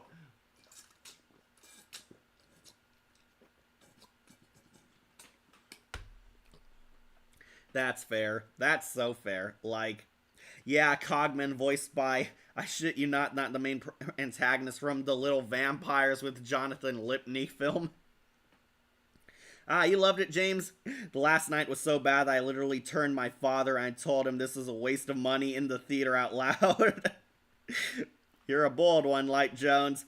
Haley Steinfeld as Charlie Watson. Okay, so this one has one of the most badass openings ever. It's basically War for Cybertron. We see the War for Cybertron in the first 15 minutes, and the Transformers actually look like their classic selves. We see Peter Cullen's Optimus, Bumblebee, Ratchet, and they're fighting the 80s Decepticons. Starscream, Soundwave, the Seekers. We actually got the Seekers in this film. It is so awesome, and it made me want to replay War for Cybertron and Fall of Cybertron all over again. Yeah, don't worry, might do tier lists on those in the future, but yeah, it looks like the Cybertron video games. It is awesome. We see how Cybertron fell and the big war over it. Bumblebee is dispatched to Earth, basically to scout it out, and unfortunately, this is where the movie kind of takes a nosedive for me because it turns into like a cutesy, old-fashioned 80s movie. There are some dark scenes, there are some cool moments, a lot of hardcore violence, but the actual plot felt like something out of E.T. rather than Transformers. Bumblebee is sent to Earth, and he befriends a human girl named Charlie, and basically it's a coming-of-age friendship story. And yeah, that's kind of what I didn't like about the film. I know a lot of people love Haley Steinfeld, mostly because she's hot, but she plays like this adorable teenage girl. She's an outcast, she's a loser nobody, but her life's about to change when she meets Bumblebee, and the two, who are both outsiders, become best friends, only to stumble upon a Decepticon conspiracy. Yeah, one of the things I also hate about this movie is they don't really get any of the named Decepticons to be a major villain in this movie. Bumblebee is followed by, what was Shatter and Dropkick. Yeah, those are their actual names. Shatter and Dropkick are kind of meh villains to me. I think they would have been better if we got an actual Decepticon, you know, like Starscream, or make them Thundercracker and Skywarp, two characters people will recognize. Shatter and Dropkick are interesting villains, but don't really have that strong a presence to me. Shatter and Dropkick follow them, and they actually deceive the military. The military general, John Cena, is duped into trusting the Decepticons, believing that they're after Bumblebee. They lie and say Bumblebee is a wanted criminal on their planet, and they're using the government to help find him. Bumblebee has lost his memory, and is befriending this little girl, getting into a lot of cutesy adventures together, and yeah, this was kind of the reason why it's not S tier for me. There are way too many light-hearted, cringy, lovey-dovey moments, and these did not make me feel anything. I know Haley Steinfeld's a good actress, but these scenes feel like something from My Little Pony rather than a Transformers movie. Haley Steinfeld's character was one of the reasons that made this series feel better. She was one of those characters that you wish would appear in the sequels. Yeah, because she actually had a connection with Bumblebee. Yeah, I think it's no contest that Charlie is a much better friend for Bumblebee than Sam Witwicky ever was. Yeah, Dropkick and Shatter is Thundercrapper and Pinky Die. Yeah, they are, but I'd say mine are a lot more memorable. Pamela Adlon made a live-action appearance in the film. Yeah, that's right, she was a voice actress and she was live here. Oh, Grey DeLisle was RC again. Also, my family loved this movie. No surprise, this one is kind of a family movie. It's a lot more lighthearted than the first Transformers movie. This one actually is a family picture. Some dark violence does occur, like, I think Shatter actually pops a human. They kill people. A lot of visceral science scenes, but I wouldn't say it's like anything beyond the haunting hour levels of horror. Now remember, I loved, adored, praised, and defended Man of Steel, but then I couldn't defend any of the live-action Transformer movies. I didn't like Bumblebee then, huh, Light Jones? Yeah, Grey DeLisle is RC, and she actually looks like RC before she got sniped by Starscream. Okay, so this is the big polarizing part of this film. There's some debate over if this is actually a reboot, a whole new timeline for the Transformers movies, or a prequel. And I discovered, yeah, it's a prequel. It is a prequel to Michael Bay's stupid Transformer films. You know how I know this? Because Agent Simmons appears in this movie. Yeah, John Cena meets a young Agent Simmons. Simmons is like a rookie cop working for the government. And yeah, they do tell you, thank you, Simmons. And yeah, it's supposed to be John Turturro's character from the Michael Bay verse. This is a prequel to Michael Bay's crappy timeline. Yeah, sorry to disappoint, but Bumblebee is connected to the god-awful Bayformers. David Sobolov is Blitzwing. I wish Blitzwing was the main villain. He should have been, because he is a triple changer. Angela Bassett is Shatter, a Decepticon triple changer. She turns into a Plymouth Satellite and a Harrier. Justin Theroux is Dropkick, a Decepticon triple changer who transforms into a blue 1974 AMC Javelin and a Bell AH-1. Yeah, Bumblebee in this, briefly voiced by the main character from Love and Monsters. Not a bad film, that was okay film. Yeah, Blitzwing shows up in this, and I kind of wish he was the main villain because he was one of my favorite characters on Animated, and he actually is a triple changer, so it made more sense to have him as the leader. Yeah, David Sobolov, he's Transformers veteran. He's Transformers loyalty like David Kaye is. Peacemaker is in this movie too, right? Yeah, John Cena! Dun, dun, dun, dun. He's the army guy leader of Sector 7. Yeah, he's currently the leader of Sector 7. John Cena is like this morally gray antagonist. He's after Bumblebee, but he slowly finds out that the Decepticons are evil.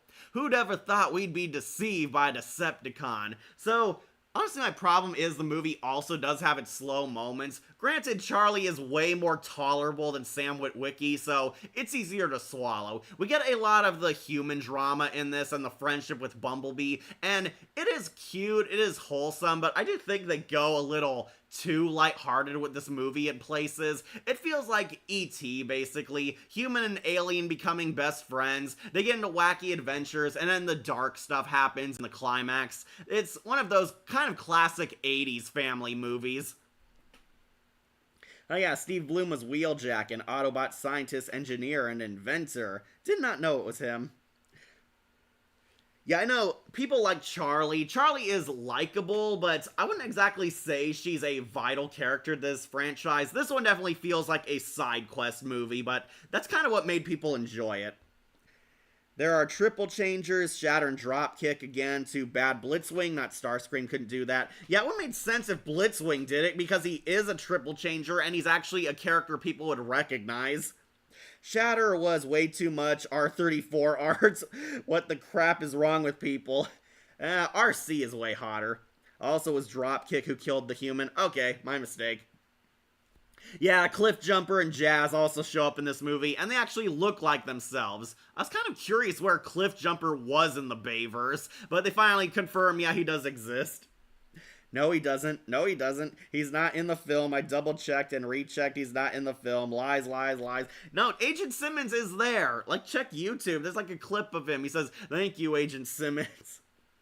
He's in the film. This is a prequel. Simmons is in the film. Like Dropkick just popped the farmer and the nice scientist with his plasma gun. That's a pretty cool power. Though I wouldn't call it like hard R-rated scarring for life terror. More of like a dark comedy kill. It's a reboot because Optimus Prime is shown already on Earth, while the first movie showed him arriving to Earth and turn into a truck. Well, you know, James, we don't see that truck ever talk to Bumblebee or transform. It's just a truck that looks like Optimus, so, you know, there's room there to theorize.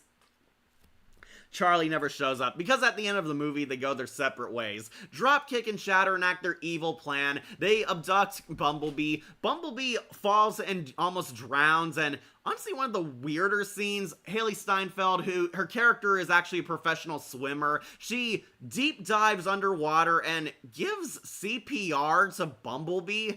Not at all sure how that works, but yeah, she brings him back to life. He comes out of the water, and they kill Dropkick and Shatter. They both die and shatter, and John Cena sees the error of his ways, and he apologizes for being a dick, allowing them to go scot-free, warning them that they can't stay together, otherwise he'll be forced to hunt them. And it leads to the tragic scene, Bumblebee and Charlie saying goodbye, and this is why we never see Charlie in the future films, because they have to go their separate ways. Charlie gets her life back on track, and Bumblebee gained a new friend, but accepts that he has to carry on his mission, and they say goodbye, kind of Ash and Butterfree style. It is one of the better cute scenes, but Bumblebee transforms and he turns into the Michael Bay Bumblebee.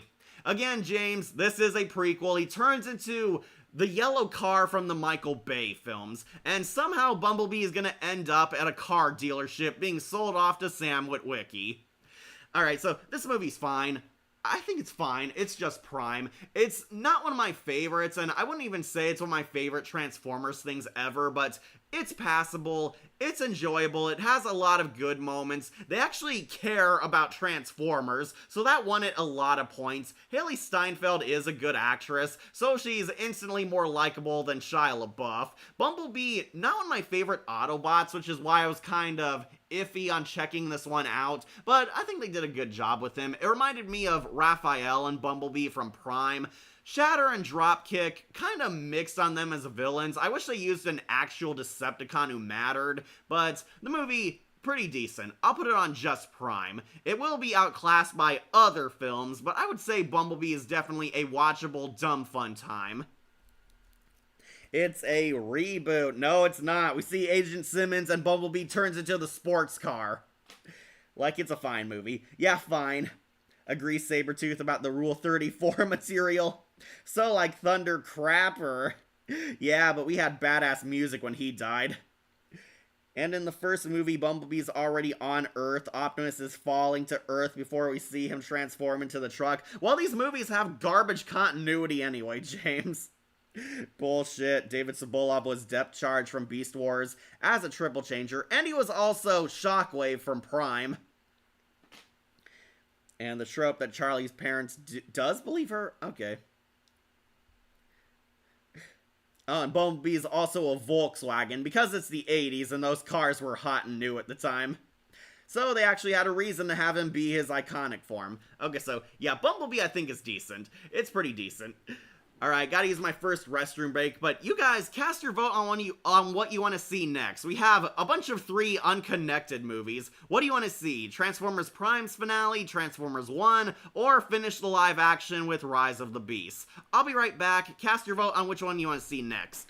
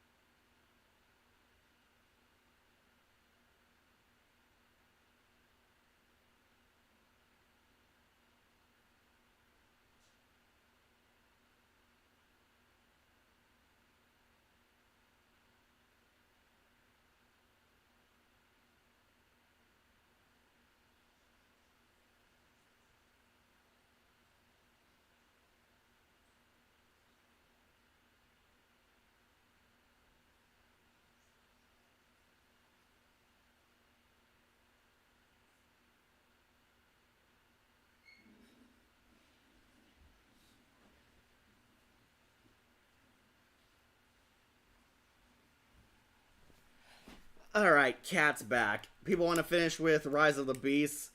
Looks like that's the one winning. Alright, I'm back. We now return to the Transformers.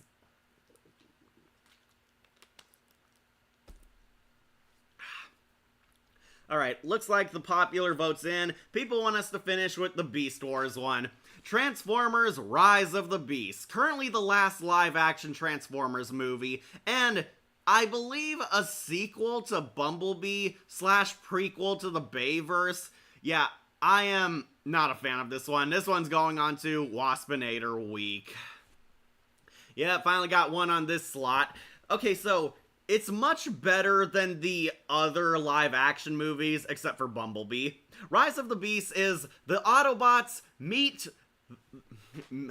sorry, I forgot the name. The Maximals. Yeah, the Maximals from Beast Wars meet the Autobots. And the Maximals barely do a damn thing. They team up with the Autobots because they need to stop the resurrection of Unicron. Yes, we are repeating the stupid plot from the last night. Unicron has awakened, and he summoned a different herald to summon him back to life. Okay, so this is where the continuity got even worse. It's supposed to be a sequel to Bumblebee, but it's connected to The Last Night. Unicron is still the Earth's core, he's stuck under there, and he, I believe, summons one of the heralds from the first movie, like Scourge or Cyclonus. I know Peter Dinklage played him, and that's really it. Like, Scourge or Cyclonus is summoned, and they're the leader of the Decepticons in this film. Yeah, we don't meet Megatron yet, because Megatron has been frozen in a block of ice, a la the first movie.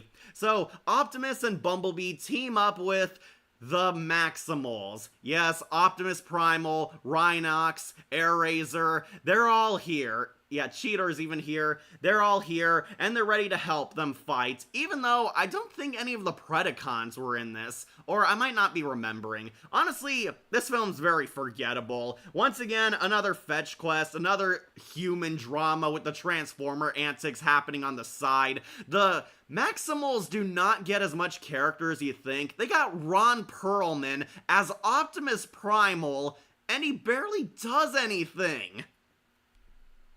Unicron was in space in this movie. Okay, he was. Alright, my bad. See, I told you it's a reboot because also Rise of the Beast doesn't make any sense. Yeah, it's supposed to be connected to Bumblebee, but also hinting that The Last Night is happening. Like, so pointless that the Predacons didn't show up. Yeah, they should have made the Predacons the movie.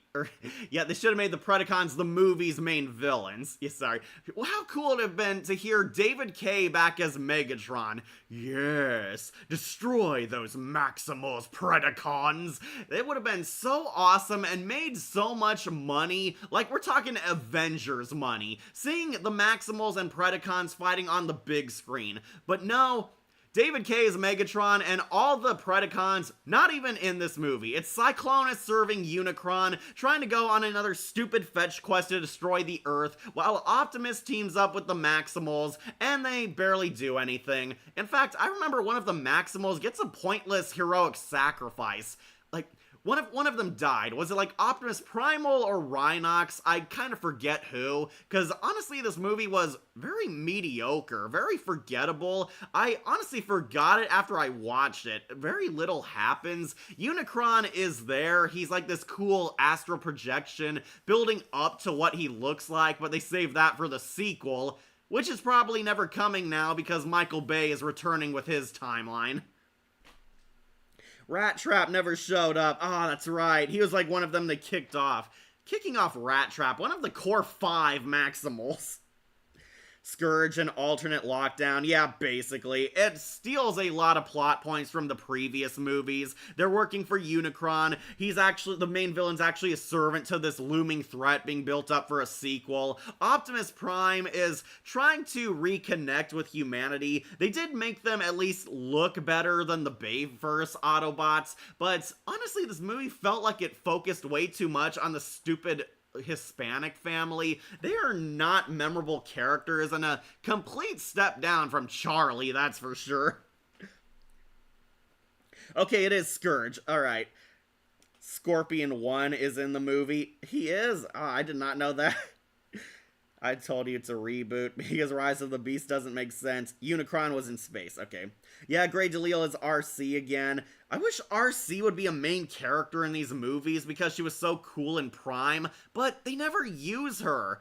And I think the movie is very bloated. Once again, it's like a 3-hour Transformers movie. Nothing really all that interesting happens. The family gets way too much focus, and honestly, one of the Maximals dies, and you feel nothing because he didn't do anything. Yeah, Scourge is an alternate lockdown. Okay, I was confused if it was Scourge or Cyclonus. I'll say the fact that you put it before F, it's a good movie. Oh, Dark of the Moon? Okay. I knew you liked that one, James. I apologize, but did not feel the same way. It was Airazor. Okay, Airazor did die. Okay.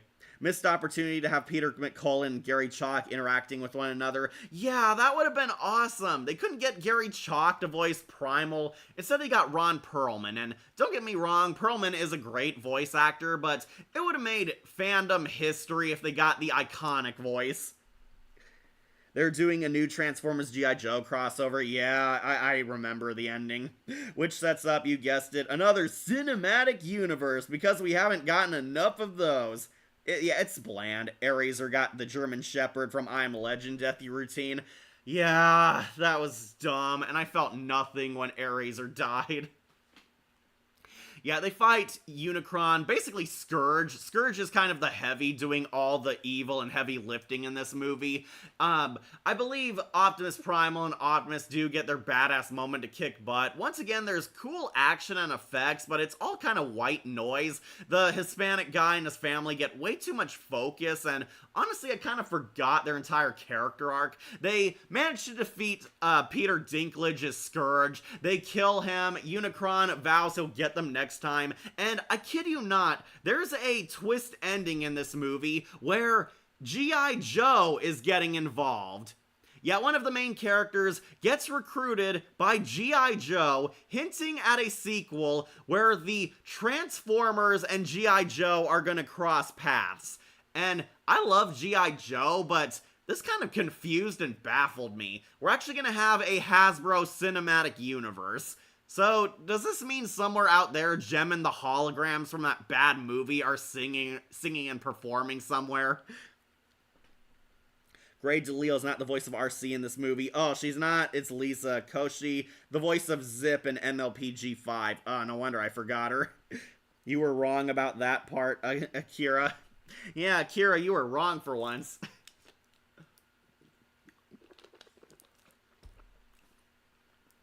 Okay, also, I do kind of have a question. If G.I. Joe and Transformers are crossing paths, which G.I. Joe do you think is gonna meet them? Are they gonna introduce a whole new G.I. Joe reboot? Is it the Channing Tatum movies, Rise of Cobra and Retaliation? Or is it the Henry Golding Snake Eyes movies? That one was a full-blown reboot.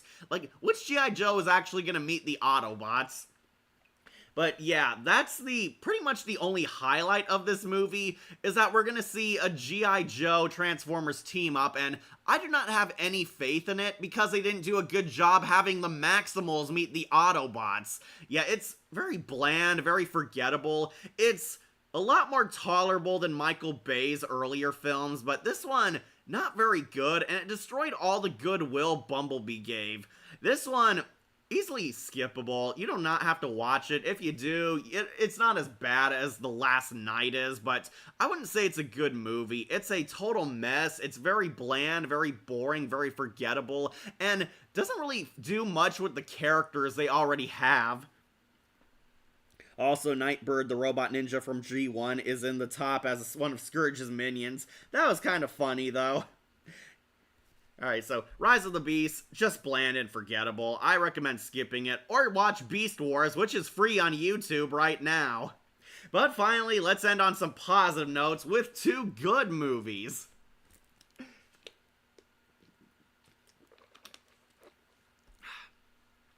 Alright, let's do Transformers Prime Predacons Rising, which I will be putting on just Prime. Yeah, I do think it's better than Bumblebee. Sorry, James. This is the grand finale for the Hub's Transformers Prime. One of the greatest Transformers cartoons, heck, cartoons in general, one of the greatest cartoons ever made. Transformers Prime is an awesome show, and because it was so good, it attracted a ton of ratings for the Hub, now Discovery Family. They gave it a series finale movie, Predacons Rising. And I do think it's good, but it does have some scratches which do drop it down for me, but I think it is just Prime. The Transformers have finally completed their story. The Autobots won the war, and they're rebuilding Cybertron. However, evil forces from the show prior are returning, ruining the Autobots' happy ending. So Optimus and his Autobots actually defeated Megatron and the Decepticons. They won Cybertron, they're rebuilding, however, all the loose plot threads come back in this film. Unicron is still alive, and after Megatron died, Unicron's ghost possesses Megatron's corpse, reforging him into Galvatron. Yeah, the movie never says this, but he's basically Galvatron. Unicron possesses Megatron's body and gives him that cool rock armor, turning him into an undead zombie warrior. He's Galvatron. He feels that the spark of Primus is back, and Unicron basically tries to complete his mission as Transformers Devil, exterminating all life on Cybertron. Unicron, now as Galvatron, flies back to the planet Cybertron, which is being rebuilt by our heroes, and causes a ton of chaos in the final epic battle of the Prime Saga. A great conclusion to the Prime series, like Transformers Prime, is awesome. Okay, so I really wanted to put it onto S tier, but I do have some issues with it. We'll go over those, but there's some problems that kind of plagued me. One, the Predacons do come back in this movie. Predaking finally fulfills his character arc. Predaking was a character who never got a proper conclusion on the TV show. We last see him like retreating after Megatron ejected him out the airlock. It turns out Predaking has taken refuge, and he's in like a cemetery of a bunch of Predacon bones. He finds out that he truly is the last of his kind. However, Starscream and Shockwave, who got away, are set up as kind of fake-out villains. They're taking Predacon fossils and rebuilding new Predacons for their army. We do see two new ancient Transformers, like Steeljaw and the other one. I believe Steve Blum and Nolan North voice them. We see a lot of conclusions to the Autobot story arcs. None of the humans appear. We do not see Jack, Miko, Raphael, or Agent Fowler. Ratchet does come back to help them out. Optimus is going off on space, trying to bring back the Allspark. Yeah, it turns out the Allspark is not lost on Earth for once. They ejected it somewhere out in space where no one could find it, knowing somebody would abuse the power. And Optimus believes that the Allspark can help recharge Primus's spark and bring life back to the Transformers' homeworld. So Optimus and Wheeljack are kind of off on a fetch quest, while the Autobots we love, RC, Bulkhead, Bumblebee, now voiced by Will Friedle, Smokescreen, etc., are combating the Decepticon problems on Cybertron before Galvatron returns and starts stirring up that chaos.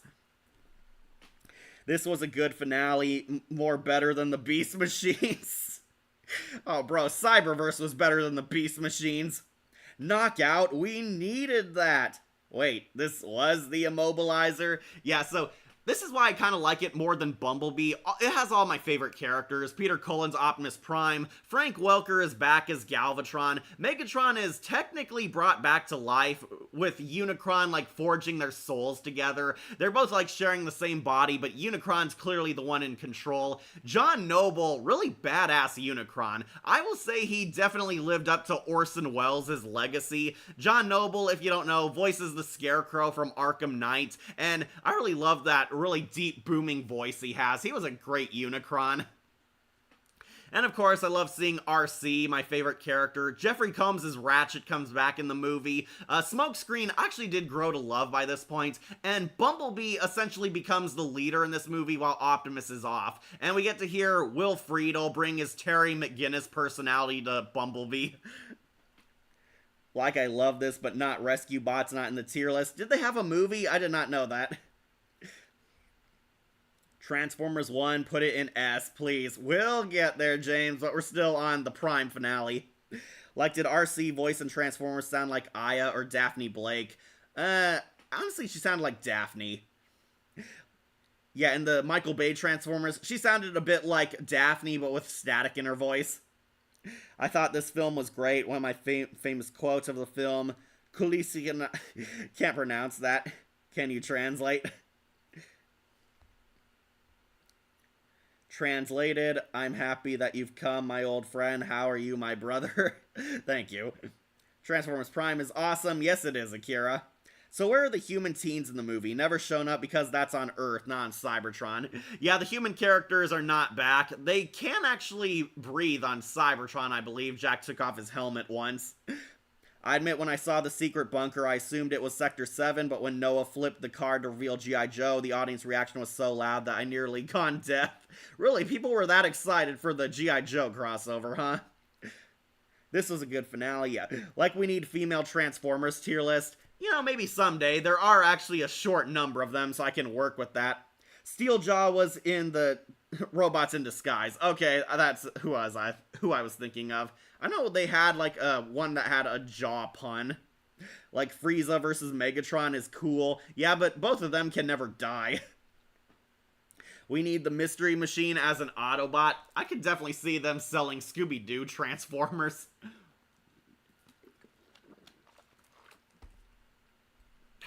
Okay, so Prime's animation, really kick-ass, really gnarly story arc. I do like parts of this movie. Some I don't. One, I was very confused about Shockwave's death. Yeah, Shockwave, like, gets swarmed by the zombie Predacons, and we see them, like, rip him apart and eat him Walking Dead style, and then he shows up in a later scene perfectly alive without a scratch.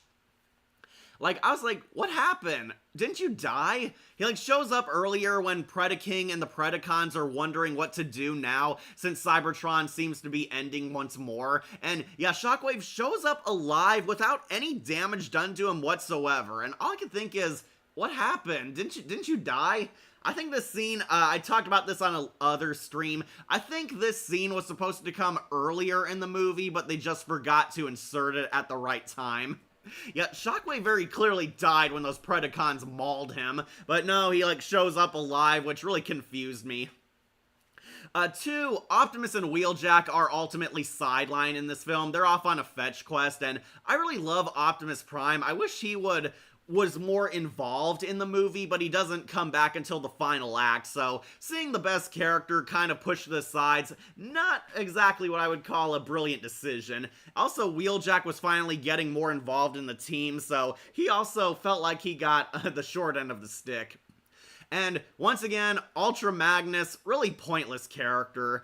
I wanted to love Ultra Magnus so much. Michael Ironside is a badass voice actor, but it felt like this character really didn't do anything throughout his entire tenure on Prime. Ultra Magnus basically gets beat up at the beginning of the movie, and then he's in a coma until the finale. Yeah, Ultra Magnus, the most useless addition to Transformers Prime. He's not the most god-awful character, but you kind of wondered what was the point of even having him when he didn't do much. Yeah, I think they wanted to sideline him just to not pay Michael Ironside more since John Noble was back as Unicron. The final fight is pretty interesting. They do kind of copy the pilot story arc. It's trying to come like all full circle. Galvatron arrives on Cybertron and he wants a zombie army, but because they killed all the zombies in the pilot 5-parter, they use the Predacon fossils. And yes, we finally get to see Predacons in action. They're now Dark Energon zombies, just like in the first season. Yeah, Unicron uses his evil satanic powers to bring the Predacon fossils to life, and we see, honestly, some, like, fossil versions of a lot of the Predacons. We do see, like, Tarantulas, Waspinator, Pterosaur, Inferno. They're, like, fossilized dinosaurs in there. It's a real blink and you miss it moment, but yeah, we do see the classic Predacons appear as like decayed zombies. He brings them all to life, they attack, and they have a big epic final fight scene. I really like the character development they do have in this. Bumblebee becoming the leader, RC opening up more, Smokescreen actually getting some more badass moments in here. I did grow to love Smokescreen a lot. Oh, and how can I forget, Knockout actually has a redemption arc. Yeah, Knockout actually turns good in this, which was really fun to see because Knockout was like the most likable of the Decepticons. Knockout betrays Starscream, Shockwave dies, comes back, and then disappears. Megatron actually undergoes a redemption arc too. He's like being tortured by Unicron as he's fighting as Galvatron. Lots of badass action, sick animation, really larger than life grand stakes. Unicron is very much an end of the world threat once more, and we get to see him actually get physical as Galvatron, so he definitely earned his villain hype. Someone made a fan-made sequel movie, and let's just say it failed. Yeah, I know what you're talking about. No Death Star Rex and Decepticon.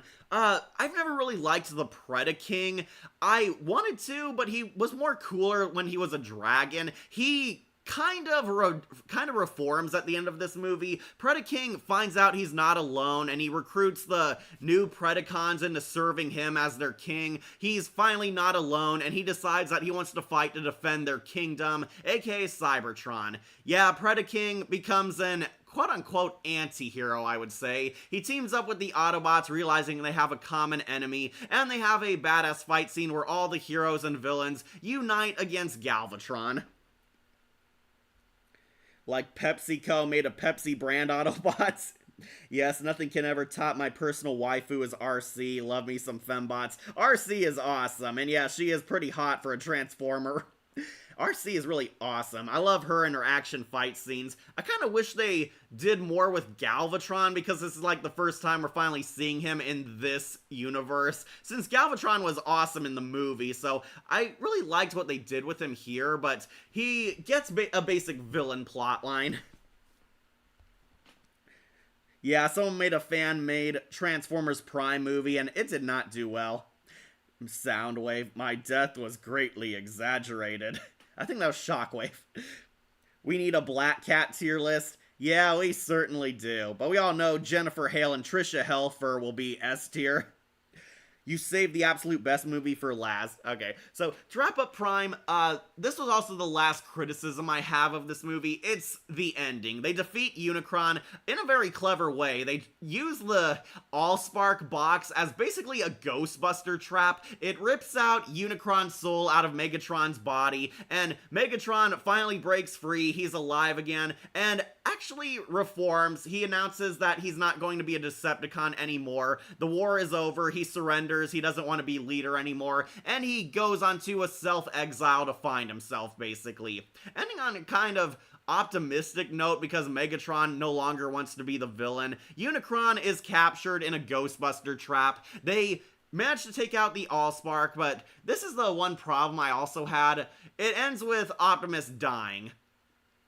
Yeah, Optimus Prime pulls a Jesus, remember, I died for your sins. And Optimus basically absorbed the Allspark within him, and he sacrifices himself by dispersing the energy in the core of Cybertron, which we see revives all the souls. They ambiguously tease that Optimus might still be alive because one of the souls flying out of the well of Allsparks actually like looks at the Autobots for a few seconds and hovers around them, teasing that this is Optimus and he's going to be reborn as one of the new life forms.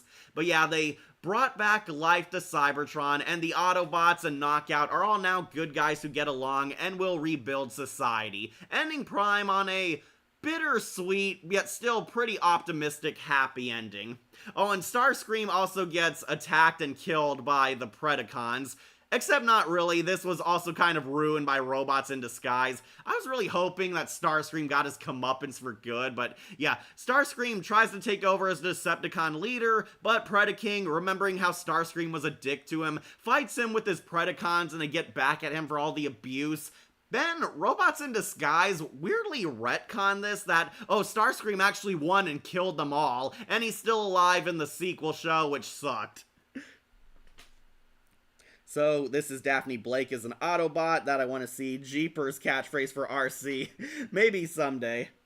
Okay, so this movie, actually pretty good. It is pretty decent. It is a good finale. I want to put it onto S tier, but there are some flaws. There are some setbacks. There are some things that didn't gel well entirely with me, but I will not say it's a bad movie. It is on basically A tier anyway. It was a very good finale. It ends on an uplifting note, but the Autobots do really suffer in this too, and I kind of wish the Predacon stuff actually amounted to something greater other than them coming back as zombies. But yeah, it was a kick-ass finale to a really kick-ass show. There's no denying that. This is definitely just prime.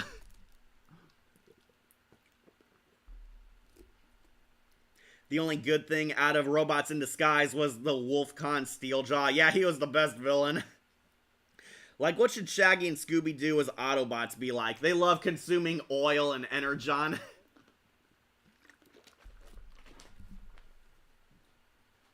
Hang on, just getting my charger. Alright, now let's finally end on the positive note of all positive notes, Transformers 1.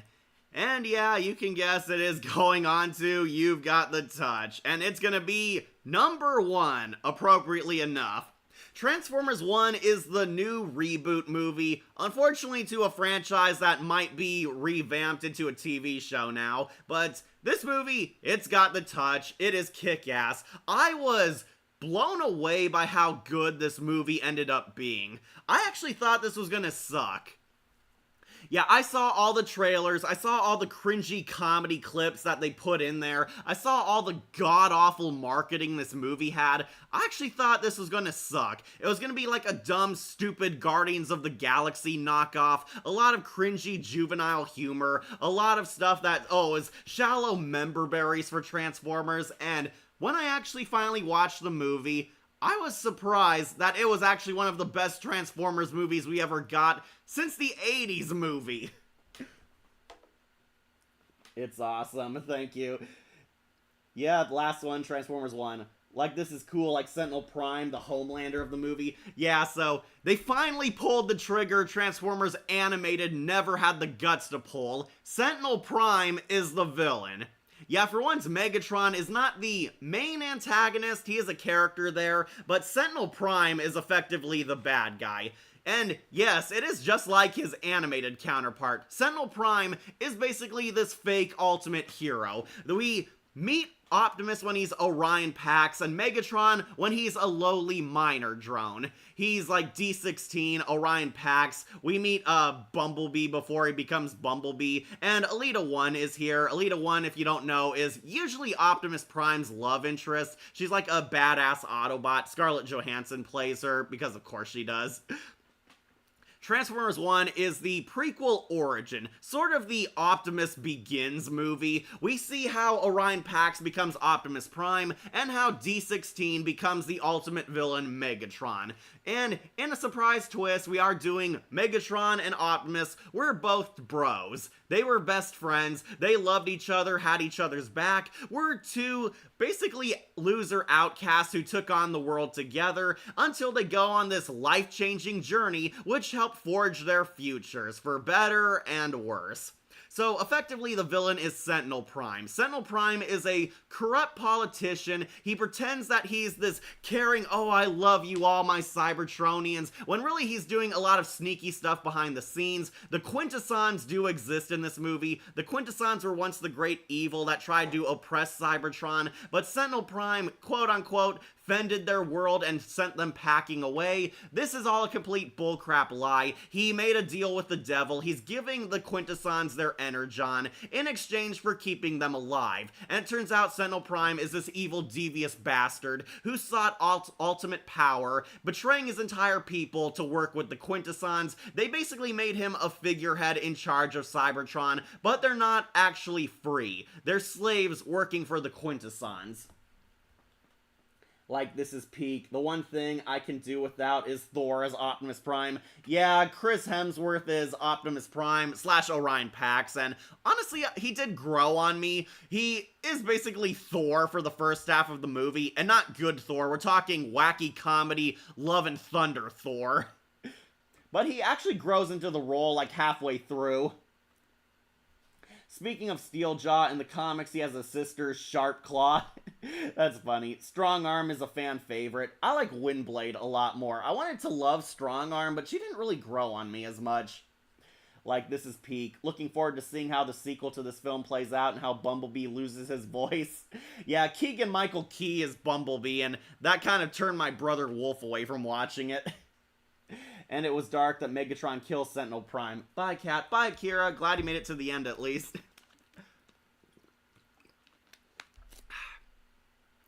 Okay, so, honestly, this movie is really cool, really awesome, and clearly made by people who love the Transformers. I know, shocking idea, right? Actually, fans making Transformers movies. They actually did care about the lore and did some new creative stuff with it. We see Orion Pax going from an immature dreamer, kind of like Red Galaxy Ranger Leo, into the most badass hero we all know and love. And we see D16's very tragic fall from grace.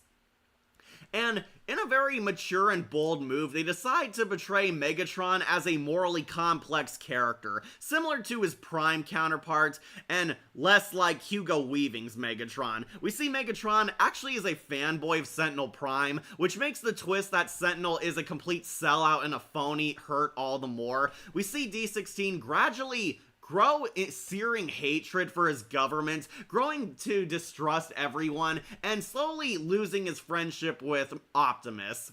Yeah, Orion Pax and D16 go from total bros to bitter enemies, and it is actually a very good character arc all throughout this movie.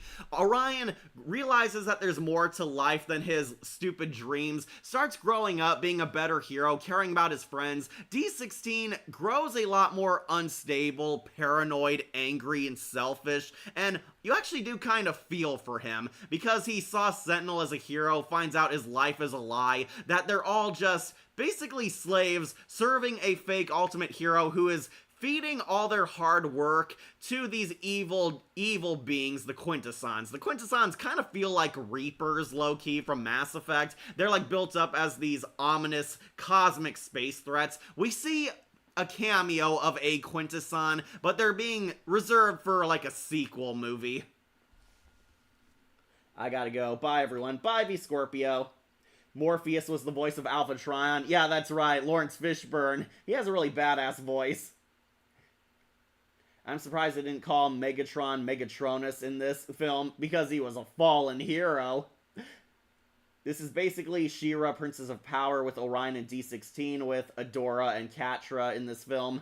Kind of, but I'm pretty sure they weren't a gay couple like in the She-Ra reboots.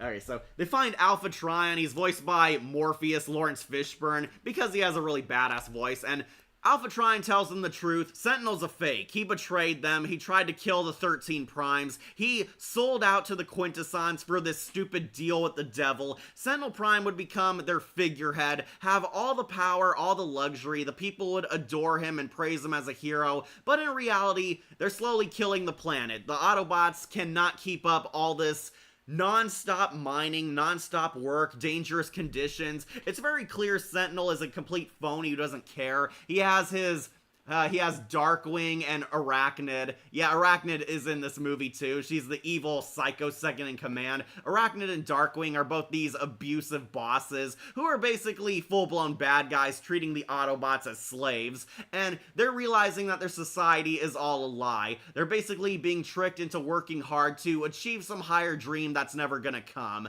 which is kind of why this movie is so good. The story is very relatable, very larger than life, and you also really like where it's going. It's basically giving you an inspiration about how you can transform your future into whatever you want it to be by being an individual and fighting back against an unjust society, which is kind of why 1 has a lot of fans who love it.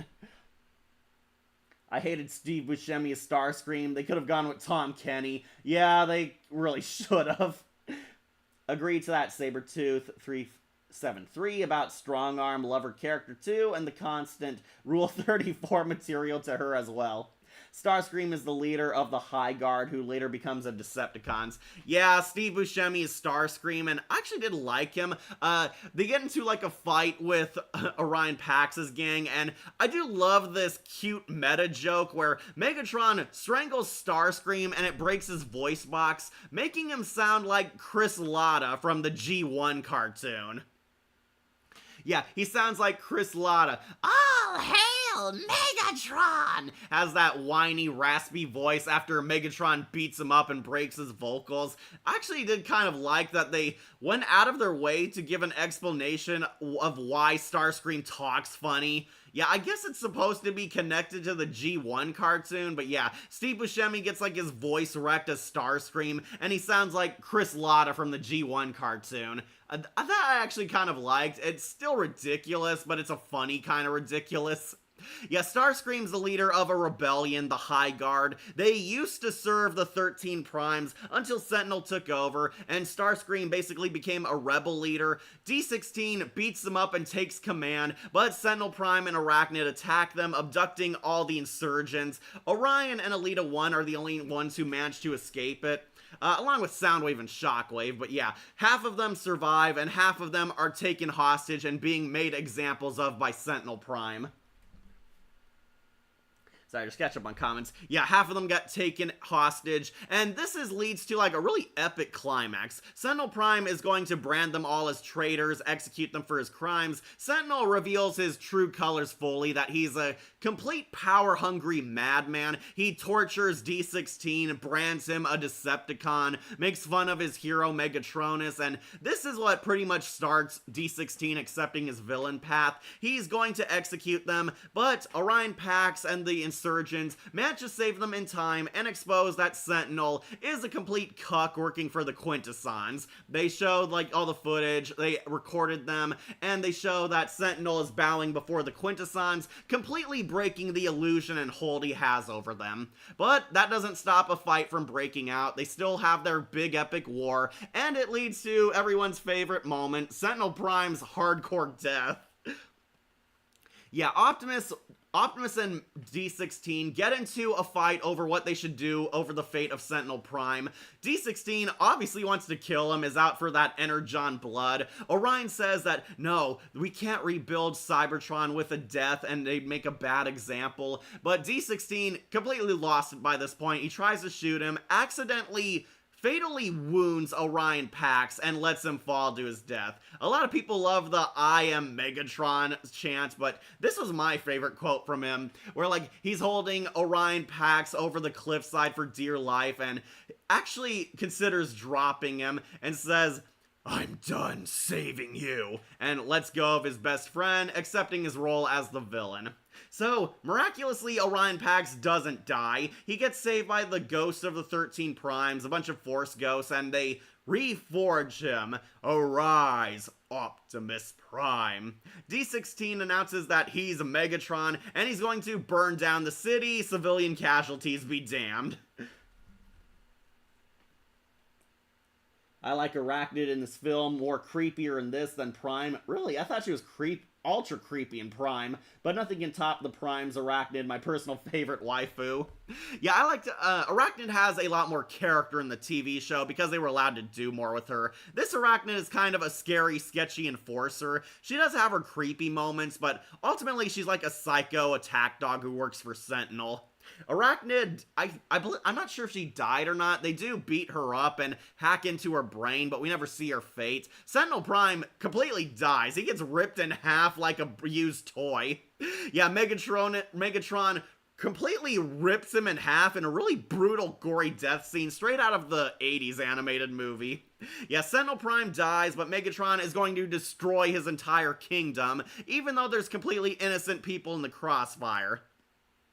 But as we all know, Orion becomes reborn as Optimus Prime, leading to the first Optimus vs. Megatron fight. And Optimus pulls a lot of cool fighting moves out of his arsenal and manages to defeat the psychotic Megatron. But he spares his life because they used to be best friends. However, Megatron and his disciples are completely exiled. Of course, leading into them becoming the Decepticons we all know and love to hate. Yeah, Megatron is exiled, and Optimus becomes the new leader, starting to rebuild society, but also prepping them for that inevitable war with the Quintessons, sending message that to the Quintessons that they'll be ready to fight, and that Cybertron is their planet. And we get a post-credit scene of kind of an obvious twist that the High Guard becomes the Decepticons. Yeah, I do kind of see it coming. It is a cool visual, though, so I'll give him credit for that. But yeah, Megatron is now a Decepticon, and we're leading into a whole new series. Not sure if it will still be films or a TV show, because Paramount has been really wishy-washy over the fate of this new reboot. Hasbro, buy our toys or destroy them. Exactly. Yeah, Transformers 1... it was actually awesome. I really liked this movie. It was cool. It was really kick-ass. I was completely blown away and never been so happy to be wrong. The marketers deserve to be fired because all the trailers and ads were god-awful for this film. It did not do it justice because this is one of the greatest Transformers movies ever. It's up there next to the animated movie in my opinion. Really cool, really kick-ass, did some fantastic original new ideas with the franchise, and also gave a lot of loving tributes to fans of the old stuff. Transformers 1, easily the #1 Transformers movie. Buy our toys or we destroy them. But yeah, that pretty much completes our tier list. We did it! We talked about them all and even survived Michael Bay's travesties. I'll go over the list one last time for any of you late birds or any of you who just skip click to the end to watch the ranking in full.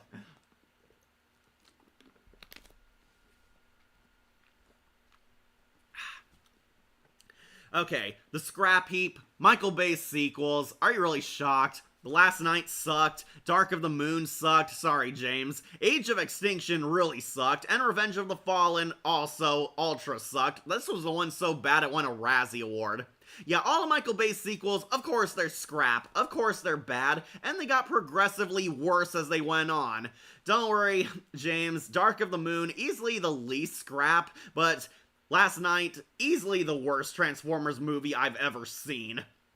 Next, Waspinator Week, Rise of the Beast. This one, just bland and forgettable. Not offensively bad, but I wouldn't say it was a good Transformers movie. Had some good ideas, but needed a lot more strengths. Then, Rookie Robot, the first Transformers movie. I thought it was meh. Didn't really love it, but I also didn't really like it all that much either. Like, it's not all that good. It's kind of a mess looking back at it, but it does have some dumb fun moments, which is why I will put it onto a C tier. It's a Rookie Robot. Rise of the Beast is the one I loved. Sorry, James, I did not. I thought you loved Dark of the Moon. You said that one was the most tolerable of the Shia LaBeouf ones. Surprisingly, none in Beta Beast. Wow, really dodged that bullet. But then we have Just Prime. Bumblebee, I think it's alright. And the Transformers Prime finale, yeah, this one was really good. These two, I think, are Just Prime. They're definitely A-grade movies. They're fun, they did their job, they were entertaining to the max, and I would say that they are very much watchable. These ones, perfectly prime. But up top, we have our top two, the ones in You've Got the Touch. Big Shock, the first animated movie, and Transformers 1. I love both these movies. They're really bossa nova. They're fun, they're well animated, they're well acted, a lot of kick-ass action, and really groundbreaking storytelling for the Transformers franchise, which is what made it a hit in the first place. I love the movie, but Transformers 1, yeah, it did barely peek past it. This is the #1 Transformers movie because it did such a great job with their Optimus and Megatron. The one weakness of this one is that they killed off their Optimus and Megatron. Decepticons, transform and rise up! No, I didn't. Okay, it was Rise of the Beast. Okay. Sorry, James, I still didn't like it. The best part about that was G.I. Joe exists. Okay, you do hate Dark of the Moon. My mistake, James. My mistake. I'm sorry. Sentinel Prime, what's wrong? D16, rise up. It was Rise of the Beast. Okay. Yeah, Transformers 1, easily my #1 movie. I do like it. Barely a little more than the 80s one, but don't worry, they both got the touch. These two are the top 2 Transformers movies. So you got that. Transformers 1 is the best. Last Night, easily the worst, alongside all the Michael Bay sequels, but yeah, they're all scrap anyway. Last Night, I would have to say, is the rock bottom of Transformers movies, but 1 managed to rise back up out of the ash.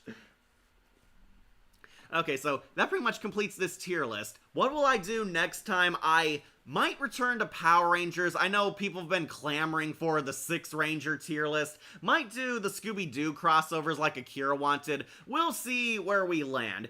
I do have a new video up on Patreon. I did my new top 10. It's on there. Wolf did an anime review. Tales from the Dark Side's also on there. We do have stuff on Patreon right now. What will I do in the future? I'm still kind of planning that. I know a lot of people want me to do more Scooby-Doo stuff, so that one seems kind of likely, but we'll see. Tier list-wise, most likely Power Rangers, because the 6th Ranger is our last main Ranger.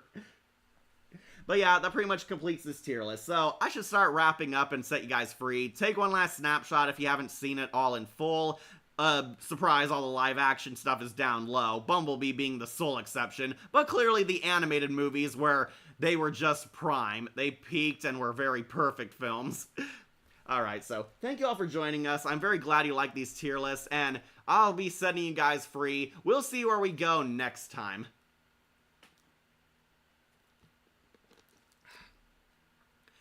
Remember to like, comment, share, and subscribe, or just tune in for more videos posted here on Wolf Entertainment. I'm your host, Catastrophe, and it's time to transform and roll out.